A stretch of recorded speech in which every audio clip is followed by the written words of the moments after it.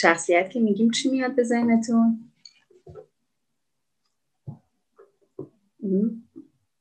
شاید اول جزء برم خونده باشیم وقتی جو شخصیت حرف میزنیم، جو مفهوم با شخصیت و بی شخصیت و آدم های سالم شخصیت دارن، آدم های ناسالم شخصیت ندارن. شاید همچین چیزی به عنوان در واقع بی شخصیتی به عنوان یه پشت قلم داد میشه دیگه. با شخصیت بودنم وقتی که میخواین به کسی مثلا داشت تعریف کنید یا تمجید کنید. ولی تو روانشناسی اینجوری نیست، همه آدم ها شخصیت دارن، هیچ آدم بی شخصیتی نداریم. اون ایگویی که راجبش حرف زدیم جلسه پیش و گفتیم که از وقتی که به دنیا میایم شروع میشه به شکل گرفتن و طبق اون چیزی که روانکاوها میگن یه تو 5 سالگی تقریبا تکمیل میشه، اون اتفاقی که میفته میشه شخصیت. اون بلایی که سر ایگو میاد میشه شخصیت ما. و حالا پس هیچ آدمی بدون شخصیت نیست. همه آدم ها یک ایگویی دارن با ویژگی های حالا متفاوت و مختلف. اینکه اون ایگو چی کار میکنه، اون توی مبارزه بین ایت و سوپر ایگو چه بلایی سرش میاد، اینها میشه تشکیل میده ویژگی های شخصیت ما رو. در واقع اگه بخوایم یه تعریف باز کامل تری داشته باشیم، شخصیت ویژگی های دائمی که تعیین میکنه فرد به رویدادها و تجربه ها چه واکنشی نشون میده. یعنی میتونیم ویژگی های فرد رو پیش بینی کنیم. پس همه آدم ها یک واکنشی به رویدادها دارن، یک واکنش های قابل پیش بینی. پس همه آدم ها شخصیت دارن که این واکنش ها نسبتاً پایداره. ویژگی مهم شخصیت پایدار بودنه. اختلالات شخصیت پس از همون کودکی شروع میشه، از زمانی که همون ایگو شکل میگیره، توی نوجوانی تثبیت میشه و از بزرگسالی دیگه میشه تشخیص گذاشت. از اوایل بزرگسالی میشه برای اختلال شخصیت تشخیص گذاشت. اون تریت ها و اولین نشانه ها رو از کودکی میتوان دید. در واقع مهمترین ویژگی در مورد اختلال شخصیت الگوی ارتباطیه که فرد با خودش، دنیا و دیگران داره. ارتباط مهمترین چیزی که توی اختلال شخصیت بررسی میشه مفهوم ارتباطه. چیزی که صدمه دیده مفهوم ارتباط. شخص تو ارتباط با خودش، دنیا و دیگران مشکل داره. این مثلث ارتباطیه که دچار نقصه و شخص رو دچار مشکل میکنه. به خاطر همین یه الگوی معیوبی از ارتباطات تو این آدم ها هست. توی همین مثلثی که گفتم، شخص با خودش یا خودپنداره، سلفش، با دیگران و دنیا، تو اینجا باید رد پاشو پیدا کرد. و این شکست توی این مثلث در واقع شکست توی اون شکلی ایگوی سالم در کودکی است. بهترین تحلیل ها رو برای اختلال شخصیت میشه با روانکاوی ارائه داد. بقیه رویکردها شاید نتونن اونقدر راجع به اختلال شخصیت صحبت بکنن. و در واقع اون چیزی که اون هفته راجبش حرف زدیم، نظریه آخری که راجبش حرف زدیم، نظریه ملانی کلان که گفت مهمترین نیاز آدم ها امنیته، نه اون چیزی که فروید راجبش حرف زد. این آدم ها تو این موضوع شکست خوردن. مفهوم مرگ و زندگی فروید و از دید کلان عشق و نفرت یادتونه؟ سازمان مرزی رو که براتون گفتم، PS رو یادتونه؟ آدم هایی که دچار اختلال شخصیتن در عشق شکست خورد. نفرت بر عشق پیروز شده و به خاطر همینه که حالا نگاهشون به خودشون، به دیگران و به دنیا از زاویه دید نفرته، نه عشق. این در تمام اختلال شخصیت هایی که میخوایم امروز روش حرف بزنیم مشترک. پس جهانشون جهانی پر از استرس، ترس، نگرانی و دلهره است. اینها رو برای چی میخونیمشون؟ یک برای اینکه تحواره ها عمیق ترین حالت یا شدید ترین حالت توی تحواره ها میشه اختلال شخصیت. وقتی شدید باشن تحواره ها، جمعی چند تا تحواره با امتیاز خیلی بالا شخص رو میبره به سمت اختلال شخصیت. دو، این آدم ها به صورت بالینی کلینیکال حداقل 4 تا 10% از آدم های جامعه رو تشکیل میدن و به صورت تریت و متوسط تا 30% جامعه. خب پس ما باشون برخورد داریم. حالا متوسط تا خفیفش چی؟ تقریبا میتونیم بگیم که 50% آدمای جامعه یه جوری باش درگیرن. شناختش به ما کمک میکنه که با آدم‌ها بدونیم چجوری برخورد کنیم و ویژگی این آدم‌ها چیه، نحوه برخورد ما باید باشون چطوری باشه. و اینکه طرحواره‌ها براتون تثبیت میشه. الان شما که طرحواره رو یاد گرفتین، وقتی من ویژگی‌های هر کدوم از این اختلالات رو بگم، کاری که قرار شما انجام بدین اینه که ببین هر کدوم از این اختلالات چه طرحواره‌هایی دارن و راحت هم این کار رو میتونن انجامش بدین. اون هم براتون تثبیت میشه و این آدم‌ها رو هم میشناسین. پس میخوایم بریم سراغ این که هر کدوم از این اختلالات در واقع توی این مثلث ارتباطی چه مشکلاتی دارن. یه مثلث دیگه هم داریم، مثلث یا مربع. یادتونه توی همه رویکردها میرفتن سراغ رفتار، فکر، احساس و بدن. اختلال شخصیت تو هر 4 تا اینا دچار مشکل. پس یه مثلث ارتباطی داره، خود، دیگران، دنیا، و یه مربع داره، شناخت یا فکر، رفتار، احساسات و هیجان‌ها و بدن. تو این مربع هم دچار مشکله. تو این دوتا رو ما بررسی میکنیم ببینیم که نگاه این آدم‌ها به این مثلث و به این مربع چجوریه و چه اتفاقی براشون میفته. و اینکه یادمون باشه این آدم‌ها دچار احساس عدم امنیتن، همشون، حالا به نوعی. و میخوایم بریم به سمت اینکه اینا هر کدوم عدم امنیت رو در جهان برای خودشون چی کارش میکنن، یه چجوری با سازگاری که اتفاق نمیفته، ولی این عدم امنیت با اونها چی کار میکنه و هر کدوم چجوری برای خودشون این رو معنا میکنه. و یه مشکل دیگه هم که تو اختلال شخصیت وجود داره، گفتیم که اگه بخوایم معنی باز مرگ و زندگی از نظر فروید، عشق و نفرت از نظر کلام، میتونیم از دید بالبی و بعد از اون نوروانکاوای دیگه بهش بگیم دلبستگی. تو طرحواره ما با مفهوم دلبستگی آشنا شدیم، اتچمنت. این آدم‌ها تو دلبستگی دچار مشکلن. مهمترین نیازه توی طرحواره چی بود؟ نیاز دلبستگی و امنیت. اون یکی نیازه اگه صدمه بخوره دچار مشکل میشه شخص، ولی پایه حتی اون 4-5 تای دیگه نیاز دلبستگی و امنیته. تا اگه دلبستگی و امنیت رو تجربه نکنی، آزادی، تفریح، محرومیت، اینها اصلا بی‌معنا میشه. پس مهمترین نیاز حتی تو طرحواره دلبستگی و امنیت. اینها یا کسایی که دچار اختلال شخصیت هم در دلبستگی شکست خوردن، دلبستگیشون ناایمنه. یعنی چی دلبستگیشون ناایمنه؟ چندین ما راجبش حرف زدیم، اینها یه بار دیگه می‌کنم.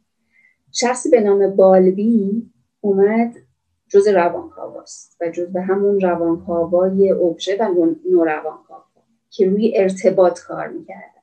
متوجه شد که این نوزاد برای بقا نیازمند دلبستگی به یک مراقب. خب و واکنش‌های مثل لبخند، قانون کردن که بچه انجام میده، چنگ زدن، مکیدن، تعقیب کردن پشت سر بچه 4 دست و پا میفته دنبال مادرش، اینها همه در واقع در راستای ایجاد دلبستگی هم و ارزش بقا دارن. و 3 مرحله برای دلبستگی تعیین کرد که اگه درست طی بشه شخص دلبستگی ایمنش شکل میگیره.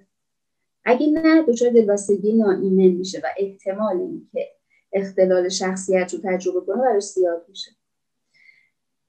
این 3 تا مرحله رشدی از نظر بالبی چی بودن برای دلبستگی؟ بر اساس 3 تا زمان، یعنی بر اساس بالا رفتن سن کودک راجبش حرف زد. تولد تا 3 ماهگی، بچه 2-3 ماهه رو یادتون بیاد؟ به جز اینکه خوشمزه و شیرینه چی کارا میکنه؟ بچه تا 2 ماهگی 3 ماهگی مراقب خاصی رو بهش، یعنی دلبستگی نداره. انسان، چهره و صدای انسان مهمترین محرک ها برای نوزادن. بخاطر به صدا، به هر صدای انسان و به هر چهره‌ای واکنش نشون میده. حتی چون تصویر مثلا مقوایی براش نشون میده. و از تقریبا 2 ماهگی لبخند میزنه که معروف به لبخند اجتماعی. و حتی تو خوابم لبخند میزنه بچه. این لبخند با اون لبخندی که ما میزنیم معنیش فرق میکنه. یک بازتاب، یعنی معنی لبخند نداره برای کودک، ولی ارزش بقا داره. وقتی کودک به کسی لبخند میزنه به اون مهرش به دلش میفته و وابستگی ایجاد میشه و اون شخص ازش مراقبت میکنه. این ارزش بقا داره. یا اینکه بچه رو شما وقتی دستشو میگیرین اینجوری انگشتتون رو میگیرین چنگ میزنه، بازتاب چنگ، برای اینکه اینها همه در شخص مراقب ایجاد مهر میکنه و اون رو دلبسته میکنه که ازش مراقبت بکنه. شما الان هر نوزادی اگه 1 هفته 2 هفته پیشتون باشه، مثلا این اتفاق بینتون میفته، دلبستگی شروع میشه بر اساس این چیزهایی که هست. بعد از اون از 3 ماهگی به بعد تا 6 ماهگی بچه آشنا رو تشخیص میده، بینایی هم داره قوی تر میشه، میفهمه این مامانه، این بابا، این خاله، عمه، دیگه به آشنایان لبخند میزنه، واکنش نشون میده، سر و صدا میکنه، تو بغلشون آرومه. ولی هنوز هم تفکیک شده یک نفر نیست.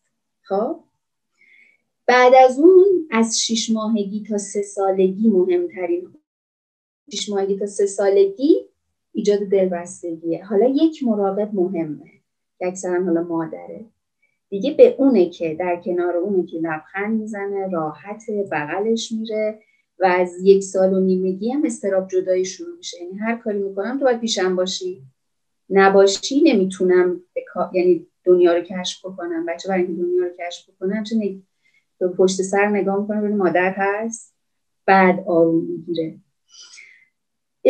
و اگه اینجا توی این بازه زمانی طلایی ترین زمان از نظر والده برای شکلی دلبستگی ایمنه و اگه دوچار مشکل بشه احتمال اختلالات شخصیت هم هست. و برای اینکه حالا اون 3 تا سبک دلبستگی هم که توی جزوه دیدین، یکی از شاگردای بالبی اینزورس اومد این آزمایش رو انجام داد، موقعیت ناآشنا. میتونیم با بچه اگه دور و براتون هست ببینید اینو، بچه‌های مثلا زیر 3 سال این رو ببینید و متوجه بشید ببینید کدوم یکی از این سبک‌های دلبستگی رو دارن. آزمایش رو یادتونه؟ فکر کنم قبلا گفتم کلاس که توی اتاقی بچه‌ها رو نگه می‌دارن، بچه 18 ماهه، و اینه که بچه‌ها با مادر میان و قرار سرش بچه رو گرم کنن که مادر از اتاق خارج بشه. واکنش بچه نشون میده که چه در رفتن مادر چه بعد از برگشتنش نشون میده که سبک دلبستگیش چطوریه. ما تو بزرگسالی خودمون هم میتونیم تحقیق بکنیم. ببینید در ناکامی ها چیکار میکنید، میشه اون موقعیت ناآشنا. تو ناکامی ها چیکار میکنید؟ وقتی توی شغل، توی ارتباط عاطفی، توی هدفی که چیدین، توی هر چیزی ناکامی رو تجربه میکنید، واکنشتون چیه؟ اونجا هم شما میتونید مثل این بچه سبک دلبستگیتون رو پیدا بکنید.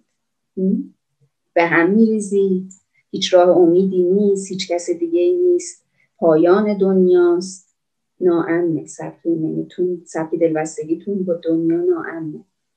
نه گاهی مضطرب میشین، گاهی خودتون رو به این ور اون ور میزنین، گاهی یه راهی پیدا میکنید، گاهی امیدواری ناامیدی، هی تناوب دارین طولانی مدت. سبک دلبستگیتون با دنیا دو سوه.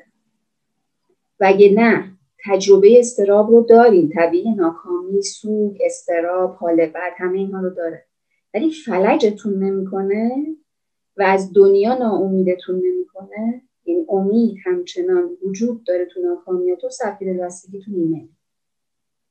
شاهگیری دلبستگی امیده، امید به این که من تو این دنیا میتونم زندگی کنم، تو این دنیای پر از دردسر، تو این دنیای پر از تو دنیای خصمانه میتونم زندگی کنم.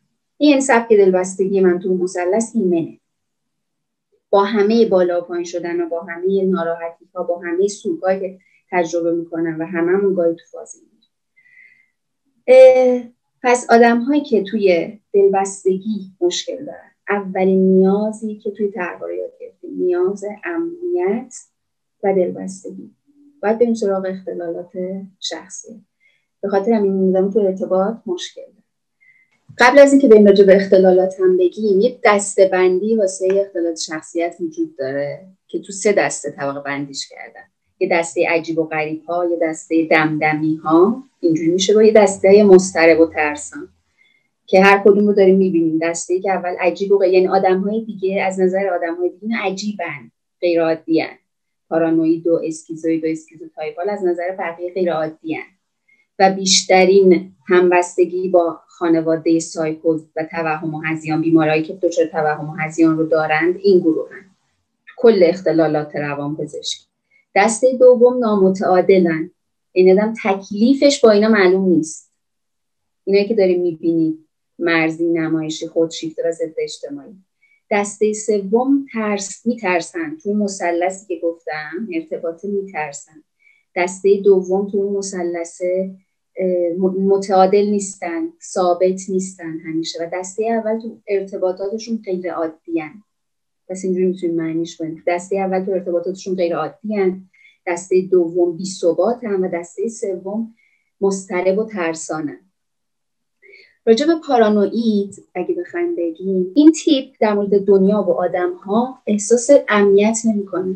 دلبستگی کاملا ناایمه و اون حرفی هم که گفتیم، اون اولین احساس امنیت رو هم نگرفته. به خاطر این همیشه نگرانه، گوش به زنگه که قراره دیگران و دنیا چه بلایی سرش بیارن و این تموم شدنی هم نیست. قصد دنیا و دیگران قصد آسیب زدن به من رو دارن. پس سخت‌ترین کار برای این آدم اعتماد کردنه. به خاطر همیشه هم گوش به زنگ کلاهبرداری، خیانت و اتفاقاتی که براش میفته. جالبه حتی وقتی کسی به اینها محبت هم میکنه، اینها باز نگرانن. چی شد داری محبت میکنی؟ چی از من میخوای؟ پشت این محبت چی وجود داره؟ یعنی همیشه اون ناامنیه وجود داره. باید حواسم رو جمع کنم. یکی از جملات مهم این آدم ها اینه، حواسم رو باید جمع کنم. اتفاق یه بار میفته. به آدم ها نمیشه اعتماد کرد. جملات طلایی این آدم هاست. از هر چیزی که مربوط به اونا باشه سفت و سخت محافظت میکنن. مالیه، شغلشونه، خانواده است. و اسمش هم میگه من دارم از اینا محافظت میکنم. یعنی خدایی نکرده اگه اینو قرار باشه قرارداد مالی بنویسن، همون آدمایی هستن که 100 دفعه چک میکنن، مو از ماست میکشن بیرون، به همه نشونش میدن، مشورتی که اصلا قبول ندارن، آخر بعد خودشون به اون اطمینان برسن.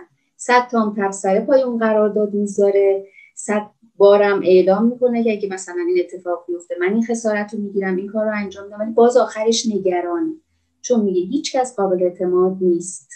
خب من جالب یه مراجعه داشتم، گفت من 20 سال الان توی محیط کارم هیچکی نمیدونه خونه من کجاست، حتی اون کسی که باش صمیمی‌ترینم. البته صمیمی‌ترین توی اینها معناش فرق میکنه. 20 ساله نمیدونن که مثلا اسم بچه من چیه، خونه من کجاست. آدم باید محافظت کنه از خودش. یعنی اینها کسایی نیستن که رازهای زندگیشون رو به کسی بگن، پر از نگوها هستن. هیچ کسی رو پیدا نمی‌کنه که اطلاعات کاملی ازشون باشه. حتی اون کسی که داره باهاش زندگی میکنه، حتی بچه‌هاش کامل راجبش نمیدونن که چی به چیه. به خاطر همین همه چیز رو مدام شک میکنن. خب پس اینها رازهای زندگی دارن، به خاطر همین جذابن، به خاطر اینکه اسرارآمیز به نظر میرسن در نگاه اول و خیلی موقع آدم فکر می‌کنه آدمی که این همه راز داره چقدر میتونه برای من مفید باشه، چقدر میتونه دوست خوبی باشه، یا چقدر پارتنر خوبی میتونه باشه. ولی این هست ترسشونه که این کار میکنن و تو هم هیچ وقت اون دایره اطمینان امنیت نخواهی آمد. مثلا کسی که باشون داره زندگی میکنه، همسرشون، شریکاتشون، من چی ازش نمیدونم، خیلی این حقوقش چقدر، دقیقاً سمتش چیه نمیدونم، گذشتهش رو خیلی کامل نمیدونم، برای اینکه هیچ وقت اونقدر اطمینان ندارن که همه چیز رو بگن. و ویژگی دیگه‌شون اینه که به خاطر همین، حالا توی رابطه عاطفی به خصوص، همیشه دنبال اینن که اثبات کنند تو داری به من خیانت میکنی، تو داری کاری میکنی که، یا توی روابط دیگه این دنبال نشانه‌های تحقیر و توهین میگردن، مدام چک میکنن. کنترلگرای بسیار وحشتناکی هستن اگه بخواید با این آدم رابطه نزدیکی داشته باشید. تو کنترل کردن اینطوریه که هی سعیم میکنی که باشه من انقدر مثلا رعایت میکنم تا یه روزی این آدم به اطمینان برسه، این اتفاق نمیفته. پس فکر نکنیم که اگه من به قول معروف آتو دستش ندم این درست میشه، میفهمه، من اطمینان میکنه. یه مراجعه یه خانم و آقای این اتفاق افتاد، یه خانم و آقای که مثلا سالمندم بودن، فکر کنم 60 سال به بالا اصلا بیشتر. آقای هنوز به خانم مشکوک بود که تو اگه توی مجتمعی که زندگی میکردن یه پسر دانشجو اومد و گفت همسرم با اون سر و سری داره، مثلا همسر 65-70 سال و در اثر زندگی با این آدم هم دیگه کاملا فرسوده شده، ولی همچنان این اعتقاد داشت تو با اون پسر دانشجویی که توی مجتمع زندگی می‌کنه تو با اون سر و سری داری. پس این هیچ وقت تمومی نداره. یا مدام حک میکنن، چک میکنن، دوربین کار میذارن، در حالتهای شدیدتر دوربین کار میذارن، نمیدونم گوشی چک میکنه، تعقیب میکنه مسیرهای رفت و برگشت شخص رو. اونقدر از این کارا میکنه که شخص تبدیل به یک زندانی میشه. تو محیط کار هم همینطوره. یه باز مراجعه تعریف میکرد یه همکار، اصلا مشکلش با همکارش بود، گفتیم با هیچ کس نمیجوشه و از اون برم مدام فکر میکنه که ما میخوایم علیهش کاری بکنیم. و حتی یه موضوع ساده مثل این که کارمند دورم جمع میشن صبحونه میخورن، ما میخوایم صبحونه بخوریم، هر چقدر بهش تا گفتیم قبول نکرده. بعد دیگه من بهش نمیگم، الان با من مشکل داره، میگه تو یه هفته است به من نمیگی بیا صبحونه، پس تو واقعا از من خوشت نمیاد، موقع مجبور بودی تعارف میکردی، الان واقعا فهمیدم که تو از من خوشت نمیاد. این هر کاری بکنی پشتش یه معنا و تفسیری پیدا میکنه. یا حتی اینکه مثلا میگه یک بار اومد با ما صبحونه بخوره، بعدش دوباره حالش بد بود. میگفتم خب مثلا فلان چی شد؟ گفت تو آخر از همه برای من چای ریختی. یا نمیدونم غذایی که بود مثلا به من چرا تعارف نکردی که بردار. و این خیلی توشون زیاده. یکی از شایع‌ترین اختلالات شخصیتی، این توی تایید اختلال شخصیت تقریبا میتونم بگیم از همشون بالاتره. همیشه بدبینن به هر چیزی و هر سوالی ازشون میکنین همیشه اول مسائل منفی رو عنوان میکنن. دقیقاً. و به مرور زمان ارتباطاتشون هم در واقع کوچیک‌تر میشه. دقیقاً کوچیک‌تر میشه و خودشون هم فکر می‌کنن دارن محافظت میکنن. اینا اگه پدر خانواده باشن بعد این مدتی دیگه اصلا با خانواده همسر رفت آمد ندارن، با همکاران رفت آمد ندارن، با دوستی تو زندگی این آدم‌ها پیدا نمی‌کنی. یعنی من وقتی کسی میاد میگه همسرم یه همچین ویژگی داره، که به من بگو که چقدر دوست داره، چقدر دوست و رفیق داره، چقدر ارتباطات پایدار داشته. بعد فکر می‌کنم مثلا یه همکارش هست که گاهی با هم یه تلفنی حرف میزنن، مثلا ماهی یک دو بار، اونم فقط حالا راجع به مسائل کاری. رفیق اینها ندارن، کسی که باش حرف بزنن ندارن. و یه ویژگی دیگه اینه که خشمگین و انتقامجو. حالا هی مدام دنبال نشانه ها داره میگرده و خدایی نکرده، البته مهم نیست نشانه واقعی یا تو ذهن این هاست بشه چیزی پیدا بکنه، حتما انتقام میگیره. چون یکی دیگه از جمله های بولد این آدمونه که من حقمو میگیرم، حق منه. این دیالوگ اون فیلم بود. اینا مثلا وقتی که اتفاقی هم میفته یا رابطه‌ای هم تموم میشه، به این راحتی اون رابطه رو تموم نمی‌کنن یا قرارش طلاق بگیرن، به این راحتی این کارو نمی‌کنن. آره این حق منه، این زندگی حق منه، این زن سهم منه. این دیالوگ فیلمی یادتونه؟ دیالوگ آدمای پارانویده. باید حقمو بگیرم. پس به شدت کینه‌ای هستن. یعنی یه مشکل کوچیک الان مطرح میشه، شروع میکنه از 20-30 سال پیش پرونده تو میریزه روی میز. یادت 10 سال پیش مثلا نمیدونم رفته بودی فلان جا، تو به جای اینکه بشینی پیش من رفتی نشستی مثلا پیش مامانت، یادت اونجا اون اتفاق افتاد. دونه دونه اینا تو ذهنشون هست. اصلا این چیزایی که محال آدمای عادی یادشون نمیاد. پس در کینه ورزی و خشم هم رو دست ندارن.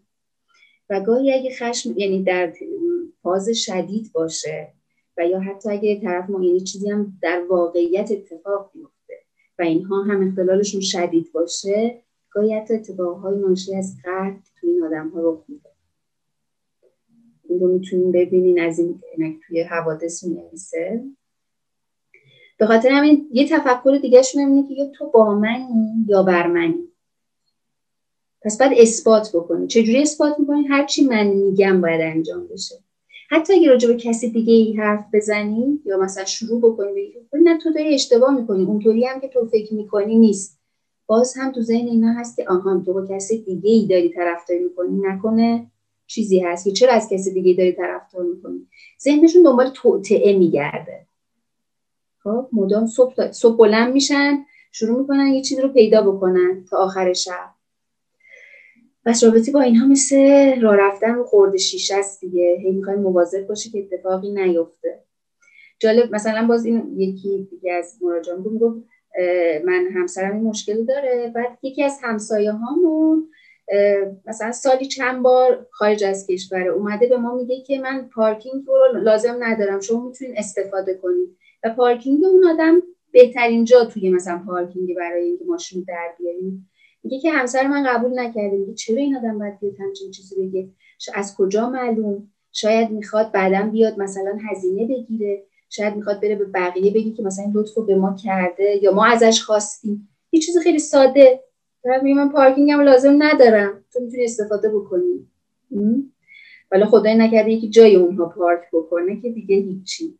یه تفاوتی بین غیرت و تعصب و پارانوید باید بذاریم. لزوما اینکه حالا یه چیزای هنجار جامعه ماست، ممکنه اینجا هم دوباره آدم‌ها یعنی نتونن تشخیص بدن و بگن که خب اگه کسی این کارا رو میکنه نشانه غیرت، نشانه تعصب، این چیزایی که تو فرهنگ ما وجود داره. ولی اون هم معنیش فرق میکنه. مثلا وقتی که آره توی فرهنگ ما وقتی که مردی میگه که تو اجازه نداری بری، نمیدونم پوششت باید این مدلی باشه یا چیزهایی از این دست که باش آشنا هستیم، این همخوان با فرهنگه.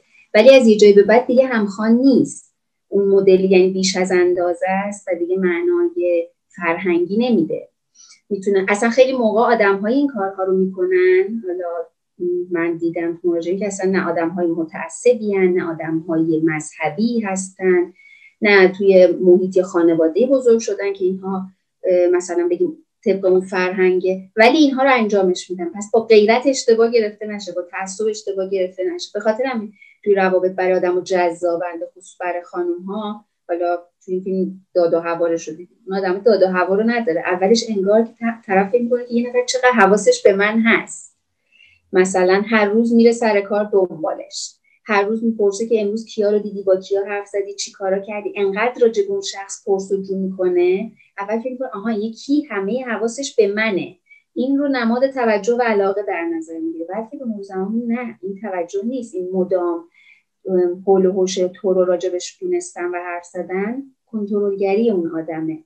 ولی وقتی این شخص متوجه میشه دیگه اون فاز در واقع نشانه ها دیگه آشکار شدن. پس برای این میتونه برای توی رابطه عاطفی جذاب باشه، یا برای آدم‌های دیگه توی دوستی یا همکاری از این جهت میتونه جذاب باشه که یک، احساس میکنیم چقدر آدم‌های توداری هستن، چقدر کسایی هستن که هیچ وقت نمیذارن سرشون کلاه بره، یا آدم‌هایی هستن که خیلی راز نگه دارن. اینا در نگاه اول برامون جذابه. باید ببینیم که چه طرحواره‌ای در ما وجود داره که جذب این آدما میشیم.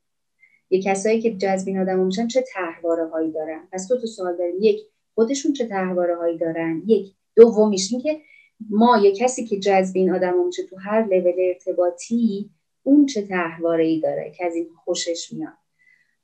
خب پارانوید من فکر میکنم شاید ترکیبی از چند طرحواره اصلی باشه. رهایی، بی‌اعتمادی، محرومیت هیجانی ممکنه باشه. دقیقاً. کسی که جذبشون میشه من فکر میکنم محرومیت هیجانی داره. ندیده یکی که بهش پرسجو میکنه فکر میکنه بهش محبت میکنه. دقیقاً. خب آره یه بخشش همین بود. بشنویم نظرم بچه‌ها رو بعد جمع‌بندی میکنیم. منم احساس میکنم که طرحواره رهایی دارن و طرحواره بدرفتاری هم دارن و کسایی که جذبشون میشن حس میکنم طرحواره وابستگی رو دارن. آره وابستگی هم بگید. این حالت ها ممکنه حالت های خفیف داشته باشه و یا شدید، یعنی درجه بندی داره تو افراد. همین چون یه نفر یادم میاد که یه دختر جوونی که یه پسری تو دانشگاه عاشق شده بود و خیلی این نشونه ها رو داشتش و خیلی مثل آلارم بود برای ما که باش صحبت کردیم و اینا. آخر سر ولی با این آدم ازدواج کرد و هنوزم مزدوج مونده. یعنی بر من این سوال پیش اومدش که آیا مثلا این توی سطح خفیفی در این مرد این نشانه ها همینطوری ثابت مونده یا به چه صورته؟ چون یه دختر تحصیل کرده و از یه خانواده خوب بود که علت این که اصلا چرا جذب این شده به نظر نمیومد که دلیل که به چشم ما بیاد داشتش. به اصطلاح خیلی به نظر نمی اومدش که محرومیت‌های عاطفی و این زیادی داشته باشه. تعجب من اینه که چجوریه که آیا با این همه نشانه هایی که این پسر داشتش از این طرحواره چطوری اینا تونستن بمونن و به نظر نمیادش که زندگیشون از این ماجراهای که نمونهش رو دیدیم تو این فیلم داشته باشه. آیا در حد خفیف همینجوری مونده یا با ازدواج تسکین پیدا کرده؟ به چه صورته؟ در مورد سوال خانم جواهری، کلا تمام اختلالات طیفن 0 تا 100. خب ممکن شخص هر جای این طیف قرار بگیره. و این که در مورد اختلالات شخصیت یکی هم که همه ماها هم میتونیم تو یکی از این دسته ها باشیم به عنوان آدم های سالم. هر کدوم ما یکی از تریت های اینها رو داره. یعنی پایان جلسه شما میتونید بگین که من به کدوم یکی از اینها نزدیک تر بودم، معنیش هم اختلال نیست. خب این از این. و در مورد این که اون دوستی که راجبش حرف زدیم، اگه شما متوجه شدین پس نشانه ها خفیف نیست که شما یه همکلاسی هم متوجه شده بود. این که چی جذب اون آدم کرده، دقیقا همین طرحواره های طرف مقابل هم هست که با طرحواره های این آدم در واقع مچ شده و ادامه پیدا. این که این زندگی ادامه پیدا میکنه، خب هر زندگی مگه ادامه پیدا میکنه یا هر ازدواجی ادامه پیدا میکنه نشانه ازدواج موفقه. بیشتر ازدواج هایی که همچنان ادامه دارن بیشتر از 90%شون هم ادامه دارن. فقط همین، یعنی این ویژگی رو میشه بهشون اطلاق کرد. و اینکه آیا اون شخص در اون ازدواجتون رابطه ممکنه یکی از بعضی از ویژگی‌هاش تعدیل شده باشه، این امکان وجود داره. و علاوه اینکه اون شخص چه خلق و خویی داره یا ویژگی‌های دیگه شخصیتش چی هست، این امکان هم براش وجود داشته. و اینکه اصلا یا دیگه هیچ محیط استرسی رو تجربه نکرده، همه چیز زیادی گل و بلبل بوده، پس تشدید هم نشده. ولی اگه اون نشانه‌ها رو شما دیدین حتما خودشون هم بین خودشون خیلی چیزا داشتن. و اینم که طبق چون بیشتر تو آقایون هست و خانم ها تقریبا ویژگیشون سازگاریه تا شدید نباشه که خب کسی نمیاد اینها رو بر بقیه بگه یا نالش رو راجبش حرف بزنه. یکی از ویژگی های این آدم و کسایی هم که میان تو کلینیکا یا جای دیگه داد و بیداد میکنن همین اختلال شخصیت پارانویده.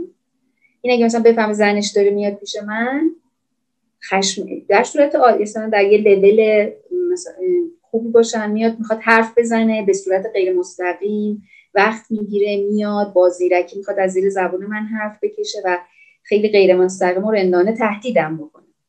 حالا اگه نه دمپنانه باشه میاد اونجا داد و بیداد را میندازه، من در اینجا رو گل میگیرم، شما باعث شدین زندگی من اینطوری بشه و آخرش مجبوری با پلیس اونجور چیزا تمومش بکنیم. پس اینکه اگه ما نمیدانیم تو اون زندگی چه اتفاقی میفته نه. و خب همیشه هم اینطوری نیست که مثل تو این فیلم دیدیم با پرخاشگری های خیلی واضحی باشه. میتونه پرخاشگری زیر پوستی باشه، گرچه وقتی که اینها رو انگولکشون بکنیم با هر سطح و لول و مثلا جایگاه اجتماعی باشن آخر کارهای عجیب غریبی انجام میدن ولی اینکه شما متوجهش بشین گاهی نه. به خاطر همین کسی که باش زندگی میکنه واقعا اون شکنجه رو میفهمه. به خصوص اگه شخص بخواد مثلا نشون بده که نه من آدم خوبیم، من اوکیم، مثلا نشون میده که توی جمع و اینا زنم باشه با همه صحبت بکنیم، ولی خودش میدونه که پشت سر قرار چی کار بکنه، دونه دونه علامت ها رو میده، دونه دونه بعد چک کردن ها هست. به خاطر همین اون شخص همیشه فکر میکنه وای من چی کار بکنم، دست و دلش همیشه میلرزه، نگاه بکنم چی میگه، اگه نگاه نکنم چی میشه. و یه چیز جالب، کسایی که با این آدم ها زندگی میکنن تو برخورد با این آدم ها خب به مرور زمان شخص افسرده میشه، حالش بد میشه و همینو بعدش میاد دوباره خیلیشون میچسبه آهان تو خوشت نمیاد از من، چرا حالت بده، چرا تو زندگی با من حالت بده. یعنی بعد از یه جای دیگه نه تنها حالش بده، نمایش حال خوبم بده تو دست سرش برداره، چون برای حال بدت هم باید جواب پس بدی. چی کم داری که حالت بده؟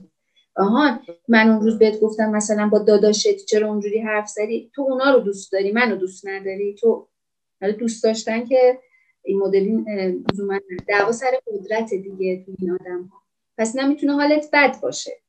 حالت بد باشه هم باید جواب پس بفید نمید دلش میسوزه، بدون تو داری گریه میکنی، نمیدونم حتی و از اینجا باید تصمیم بگیری که خب دیگه من این کارا رو نکنم. و حتی وقتی خشونت به خرج میدن، آخر تو محکومی، چرا من عصبانی میکنی که این کارا رو بکنم؟ همون متخصص اطفالی که راجبش حرف میزدیم، هر دفعه که فکر میکرد یکی از قوانینش رو خانمش رعایت نمیکنه، خیلی راحت کتک کاری. و جالبه که میگم نمیتونم بگم، البته این آدم به جز پارانوید خودشیفتگی هم داشت که حالا جلوتر راجبش حرف میزنیم. شما باورتون نمیشه من به هیچ کس نمیتونم بگم، چون به هر کی بگم اصلا باور نمیکنه، حرف منو باور نمیکنه. و آدم‌ها در لول‌های مختلف، سطح هوش هر کسی، جایگاه اجتماعی هر کسی، محیطی که داره توش زندگی میکنه و سبک تربیت و خانواده هم یک کاور دیگه روی این اختلال شخصیت میاره. خب یه ویژگی دیگه اختلال شخصیت که باید بدونیم اینه که اختلال شخصیت بینش نداره، اینسایت نداره. یعنی چی؟ شما الان میگی که من این هفته مودم پایینه، خلقم افسرده است، اضطراب دارم. یه شخص میگه من حملات پنیک رو تجربه میکنم، شخصی میاد رو وسواسش حرف میزنه، شخصی اصلا نمیدونه اسمش چی میگه، یه چیز من فکر می‌کنم یه چیزی سر جاش نیست، یه چیزی غیر طبیعیه. این آدما هیچ وقت همچین چیز رو اعلام نمیکنن، چون راجع به اون یادتون بیاد نظریه ملانی کران، ذهنیت ها، من باید بتونم از جهان بیرون ذهنیت بسازم. اینا هنوز درگیر ایجاد دلبستگی و ایجاد ذهنیتن، اصلا نمیتونه بفهمه که رفتارش رو دیگری چه تأثیری داره. مشکل اینجاست. و خیلی موقع‌ها مفهوم رفتارهای دیگری رو هم نمیفهمه. اون همدلی دیگه، من باید بتونم خودم رو جای طرف مقابل بذارم. مثلث ارتباطی اتفاق نمیفته. هیچ وقت کسی نمیاد مثلا بگه که سلام علیکم من احساس میکنم که بدبینم. اگه بگه احساس میکنم بدبینم، اون میفهم تریت ها رو داره. ولی شاید آدم نمیاد بگه که من کلا میدونی تو روابط هم یه کاری میکنم، طرف میترسه، خیلی کنترلش میکنم. اینا همیشه فکر میکنن درستن، دیگران غلطن. انقدر این باوره، این در حد دیگه دیلوژنه، واقعا در این حد ثابت شده و محکم، انگار که یک بوتونه. اکثر آدم‌ها که باشون زندگی میکنن کلاً بیشتر مراجعین ما کسایی هستن که اطرافیان آدم‌های دچار مشکل تا خودشون، به خصوص تو اختلال شخصیت. اینها تا کیلومترها آدم‌هایی که باشون زندگی میکنن باید حواسشون به سلامت روانشون باشه. الان وقتی رو درمان حرف بزنیم بیشتر راجعش میگیم، ولی نه خودشون نمیان، بینش هم ندارن و اگه ما متوجه شیم شخص برای چیز دیگه اومده، مثلا اومده برای موضوع مثلا همسر که اونجا خیلی موقع‌ها در واقع درمانگر رو بازی میدن، یا برای اضطراب و افسردگیش میاد و مثلا یه دفعه من جلسه 15 میفهمم با یک مثلا اختلال شخصیت کلاستر بی طرفم و اون چون باز تو روابط مشکل داره، درمان هم رابطه است. به خاطر همین درمان این آدم ها هم کار بسیار سختیه. یکی از آدم ها یک آدمه و تو هم در مراجعه خودش به عنوان اختلال شخصیت درمانگر، اونجا ارتباط دیگه، هر جایی که بوی ارتباط میاد این آدم ها به مشکل میکنه و بعد دوباره اونها رو منم اجرا میکنه دیگه، به من هم بعد این بشه تو چه، یا یه حرفی میزنی، گاهی یه حرف خیلی ساده که به اینها میزنی اصلا یه بلای سر اون جمله میارن.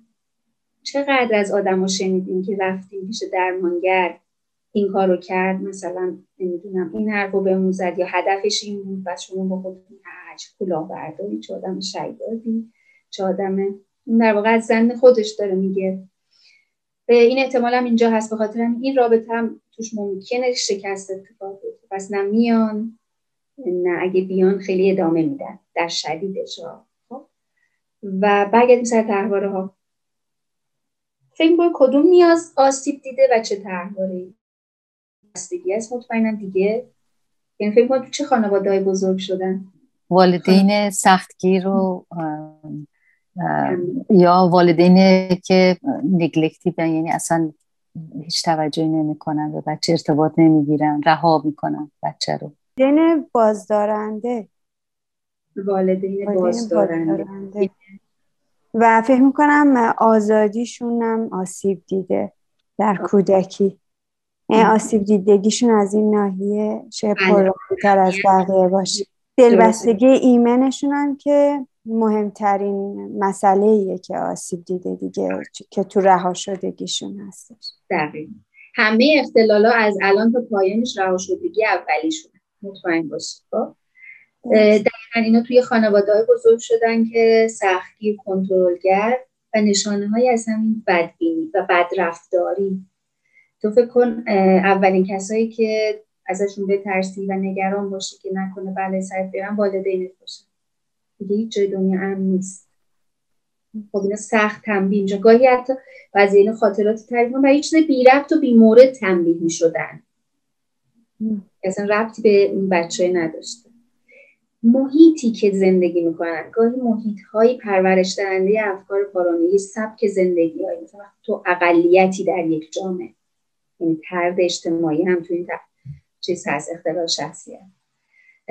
وقتی که سبک زندگیت، خانوادت، اقلیت یه سری ویژگی هایی دارن که مورد مثلا توهین و تحقیر هم قرار میگیرن، این خودش هم میتونه ایجاد بکنه.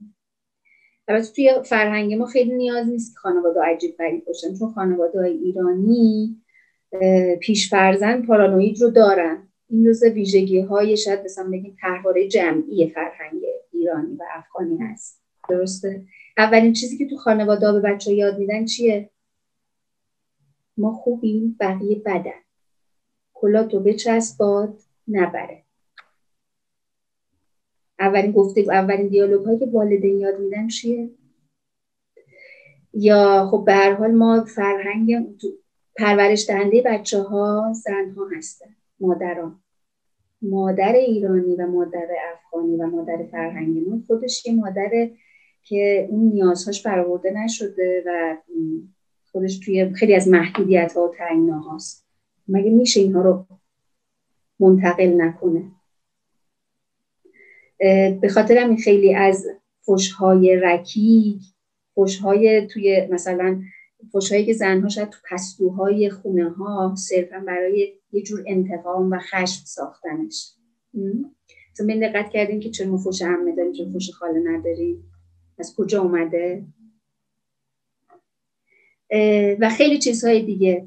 اولین پارانوید رو ما توی خونه‌هامون یاد می‌گیریم، اونجایی که مادری دارم که خودش آزادی نداره و اونقدر تحت فشاره و اولین کسی رو که به من میگه بعد ازش بترسم میگه پدرت آدم خوبی نیست.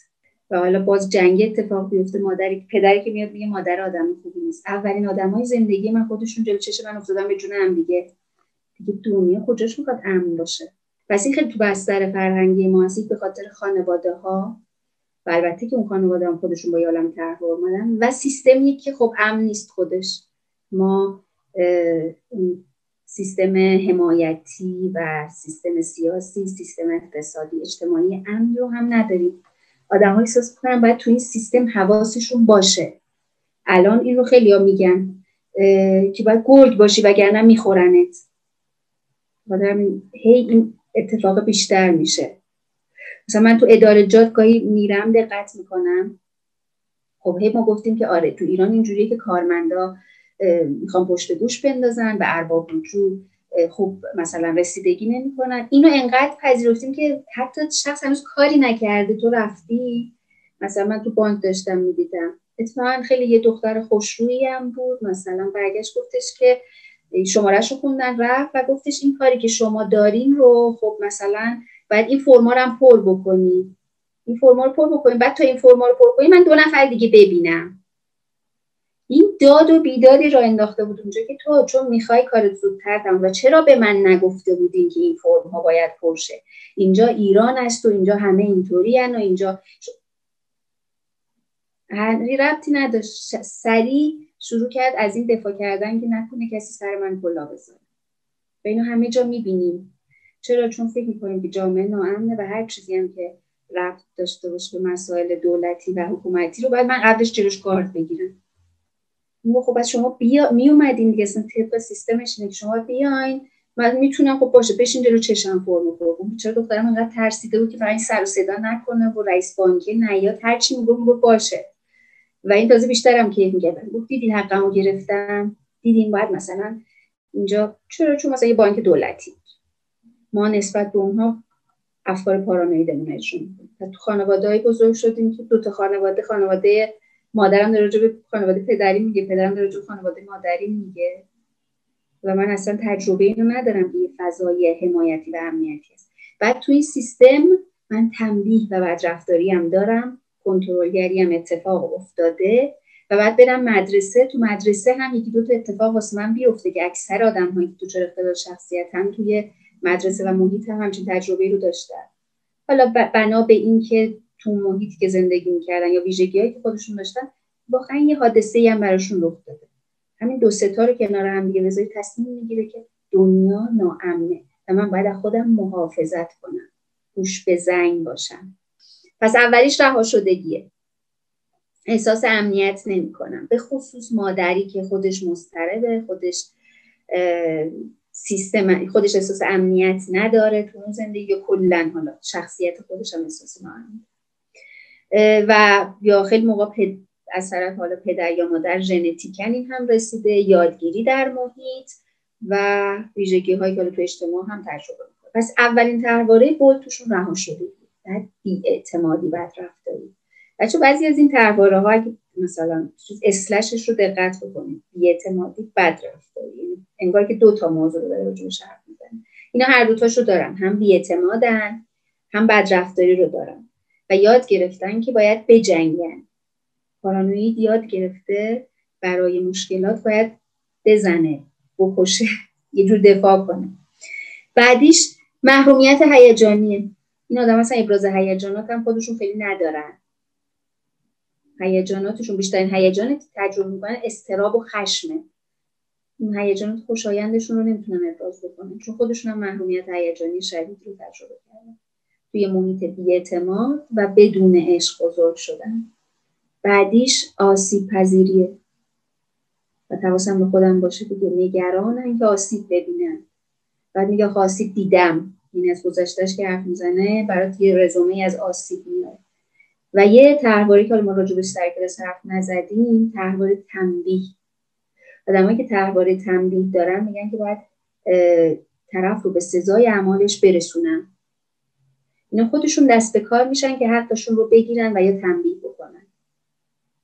اینجاست که شاید یه بخش خطرناک پارانوید به چشم میاد.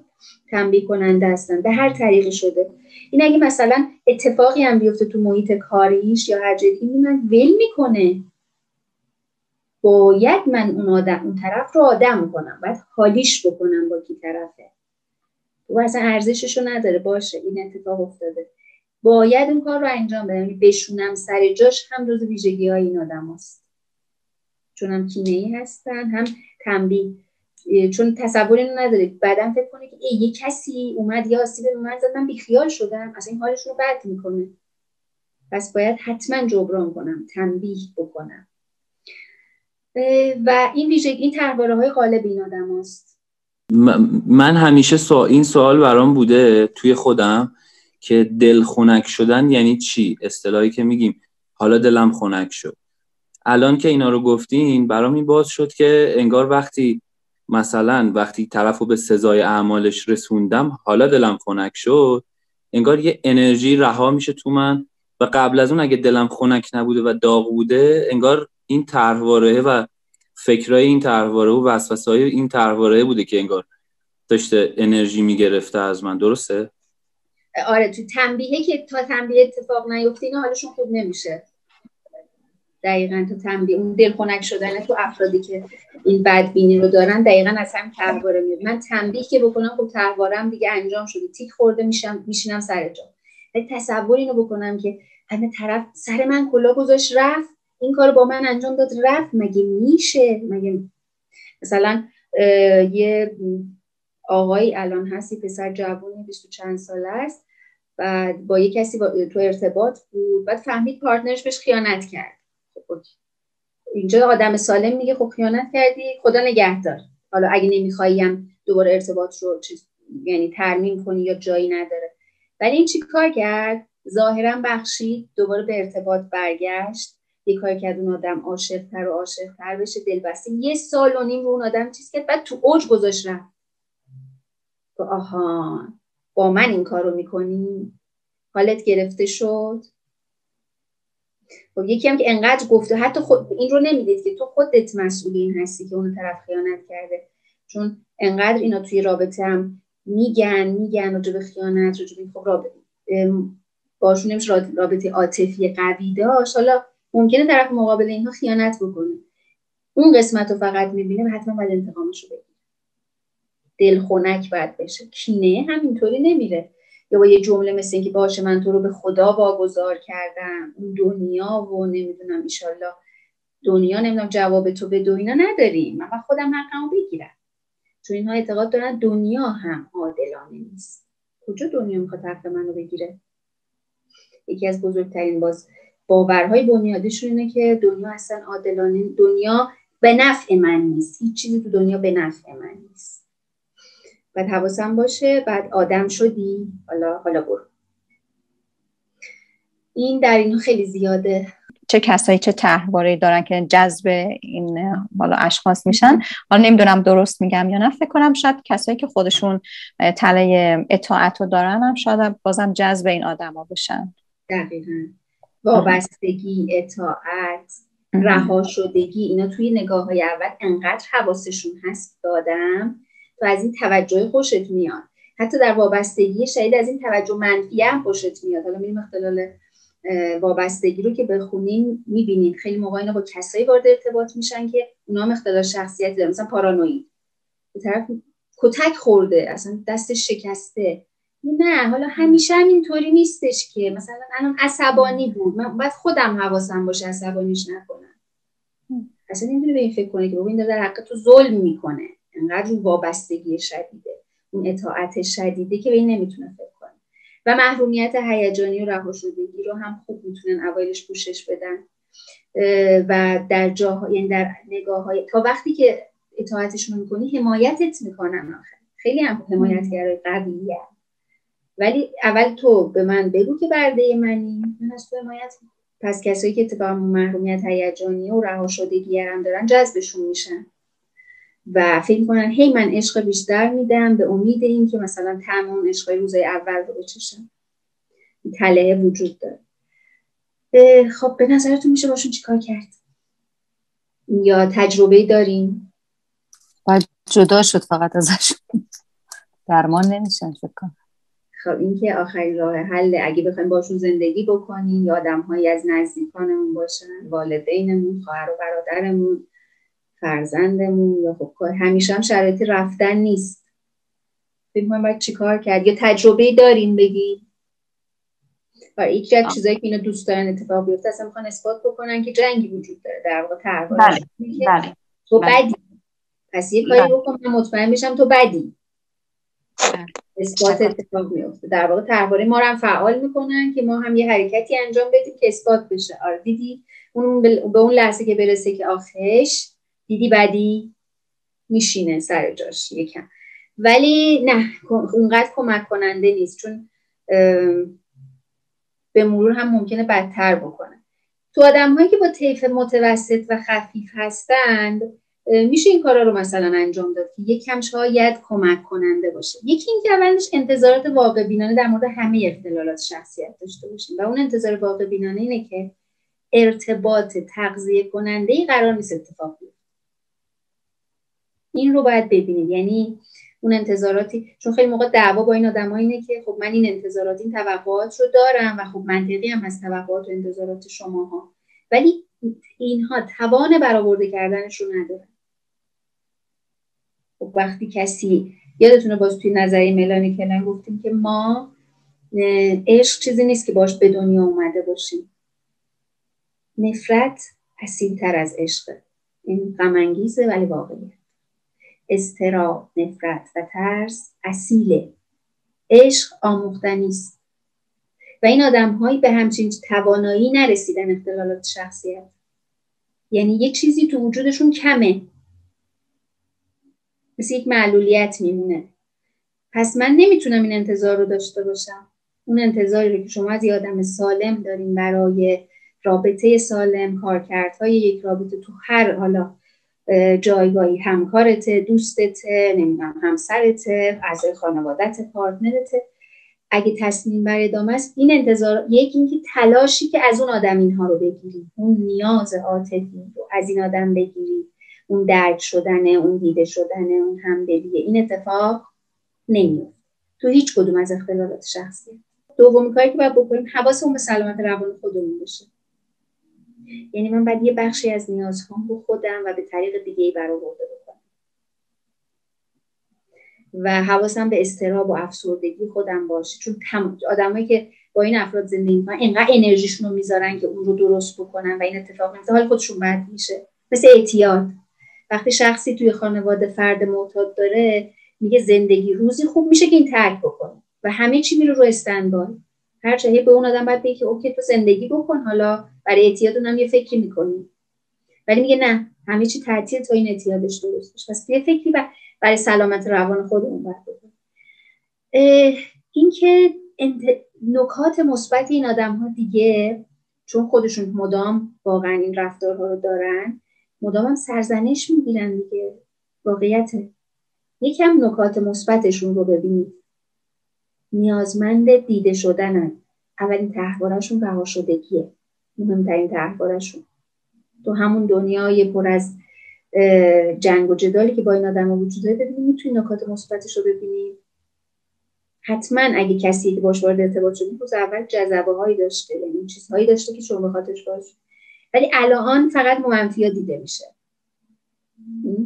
با سرزنش، هر چقدر سرزنش بیشتر، این آدم‌ها پارانویدشون تقویت میشه و خشمشون بیشتر. نه یه مدام منفیاشو بهش بگی یا من حال بدیمو بهش بگم شاید فرجی بشه، نه این اتفاق نمیفته. توی درمان روی این آدم‌ها اولین چیزی که روی اون موضوع کار میشه اضطرابشونه، چون گوش به زنگی دارن، چون ترس توشون بالاه، اضطراب زیادی رو هم تجربه میکنن و هر چقدر رابطه میره به سمت خراب شدن تو هر جایی، این اضطراب رو باز بیشتر تجربه میکنن. پس محیط بدون اضطراب میتونه کمک کنه افکار پارانوید کمتر بشه. پس جر و بس یه موقعی خیلی موقع در موردشون جواب نمیده.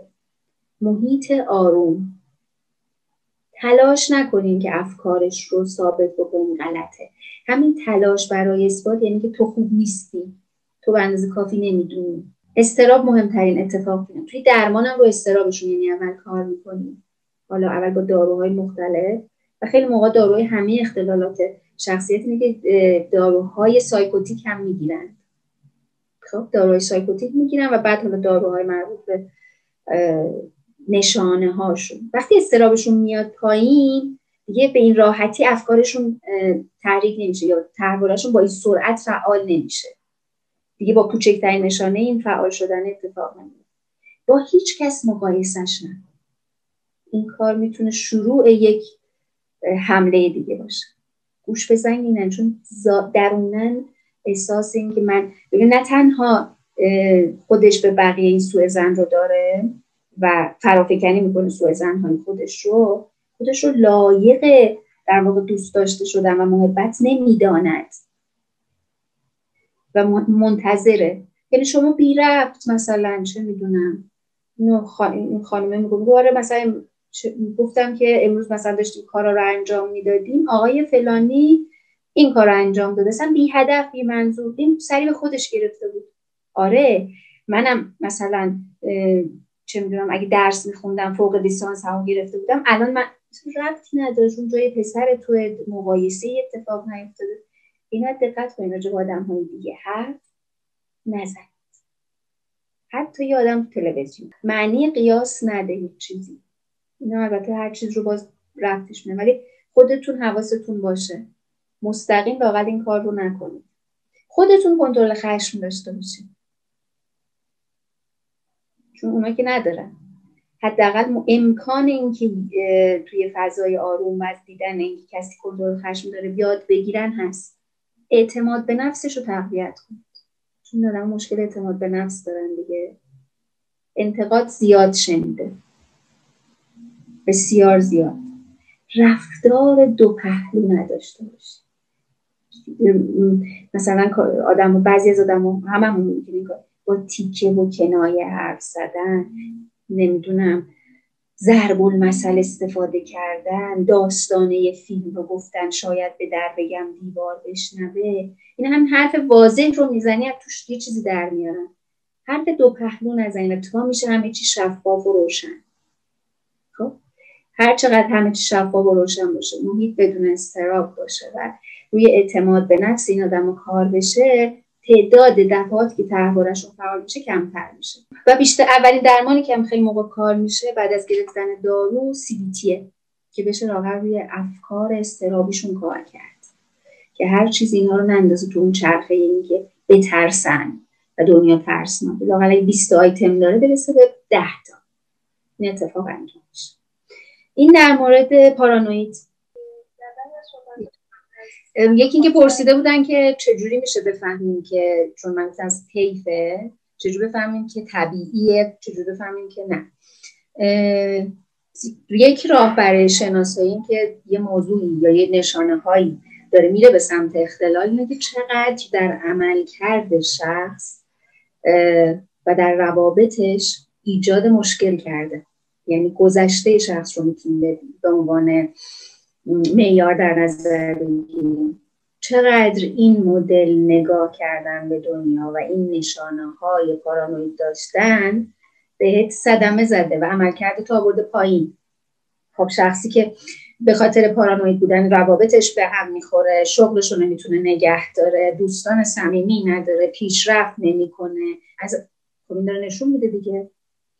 پس اون اتفاق عملکرد شخص مهمترین فاکتور برای اینه که بفهمیم که چقدر اون اختلال داره مشکل ایجاد میکنه یا اون نشانه ها چقدر داره میره به سمت اختلال و چقدر پررنگه.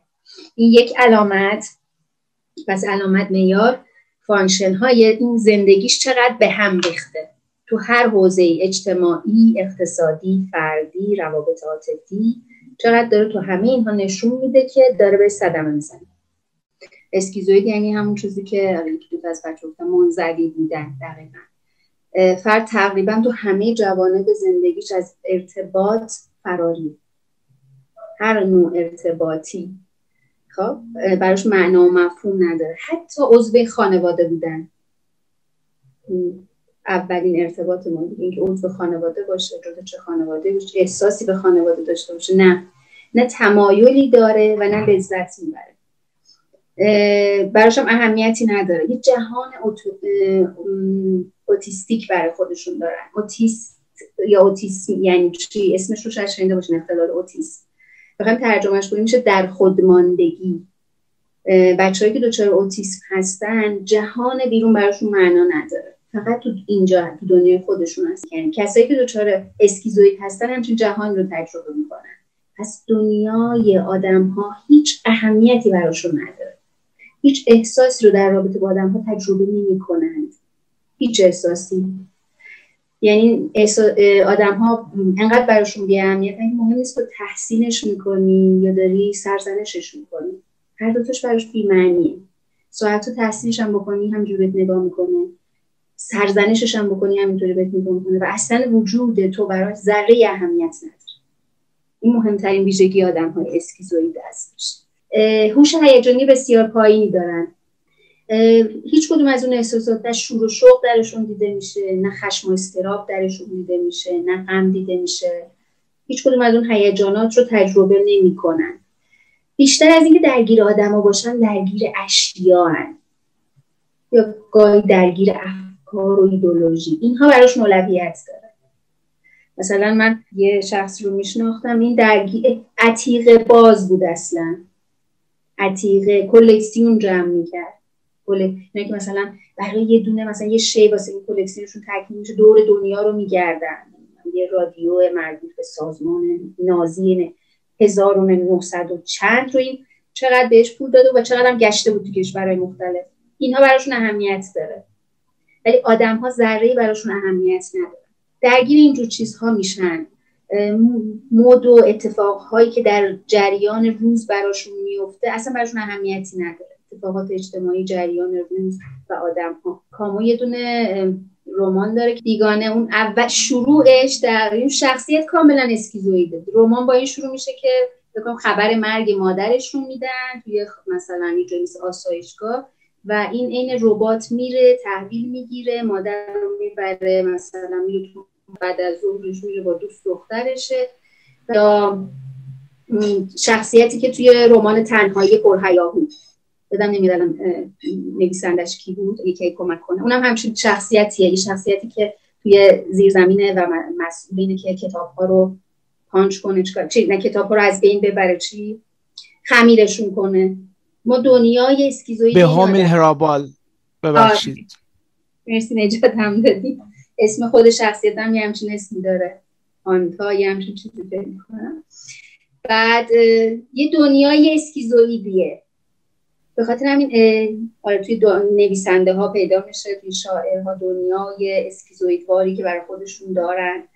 توی کافکا رو میتونیم مثال بزنیم، یه آدم کاملا با شخصیت اسکیزوئید، کاملا اسکیزوئید بوده، چیزی براش اهمیتی آدم ها و دنیای آدم ها براش اونقدری چیز نبودن، مهم نبوده. دنبال کارهای انفرادی میرن، جایی میره که به قول من بوی آدمیزاد نیاد، بوی آدمیزاد حالا اینا رو بد میکنه. خب دنبال شغل فردی میگرده، شب کار باشه یا جایی باشه خودش تنهایی کار بکنه، راننده جاده ها بشه یا همین شغلایی که مثلا به نویسندگی شاید رفت داشته باشه.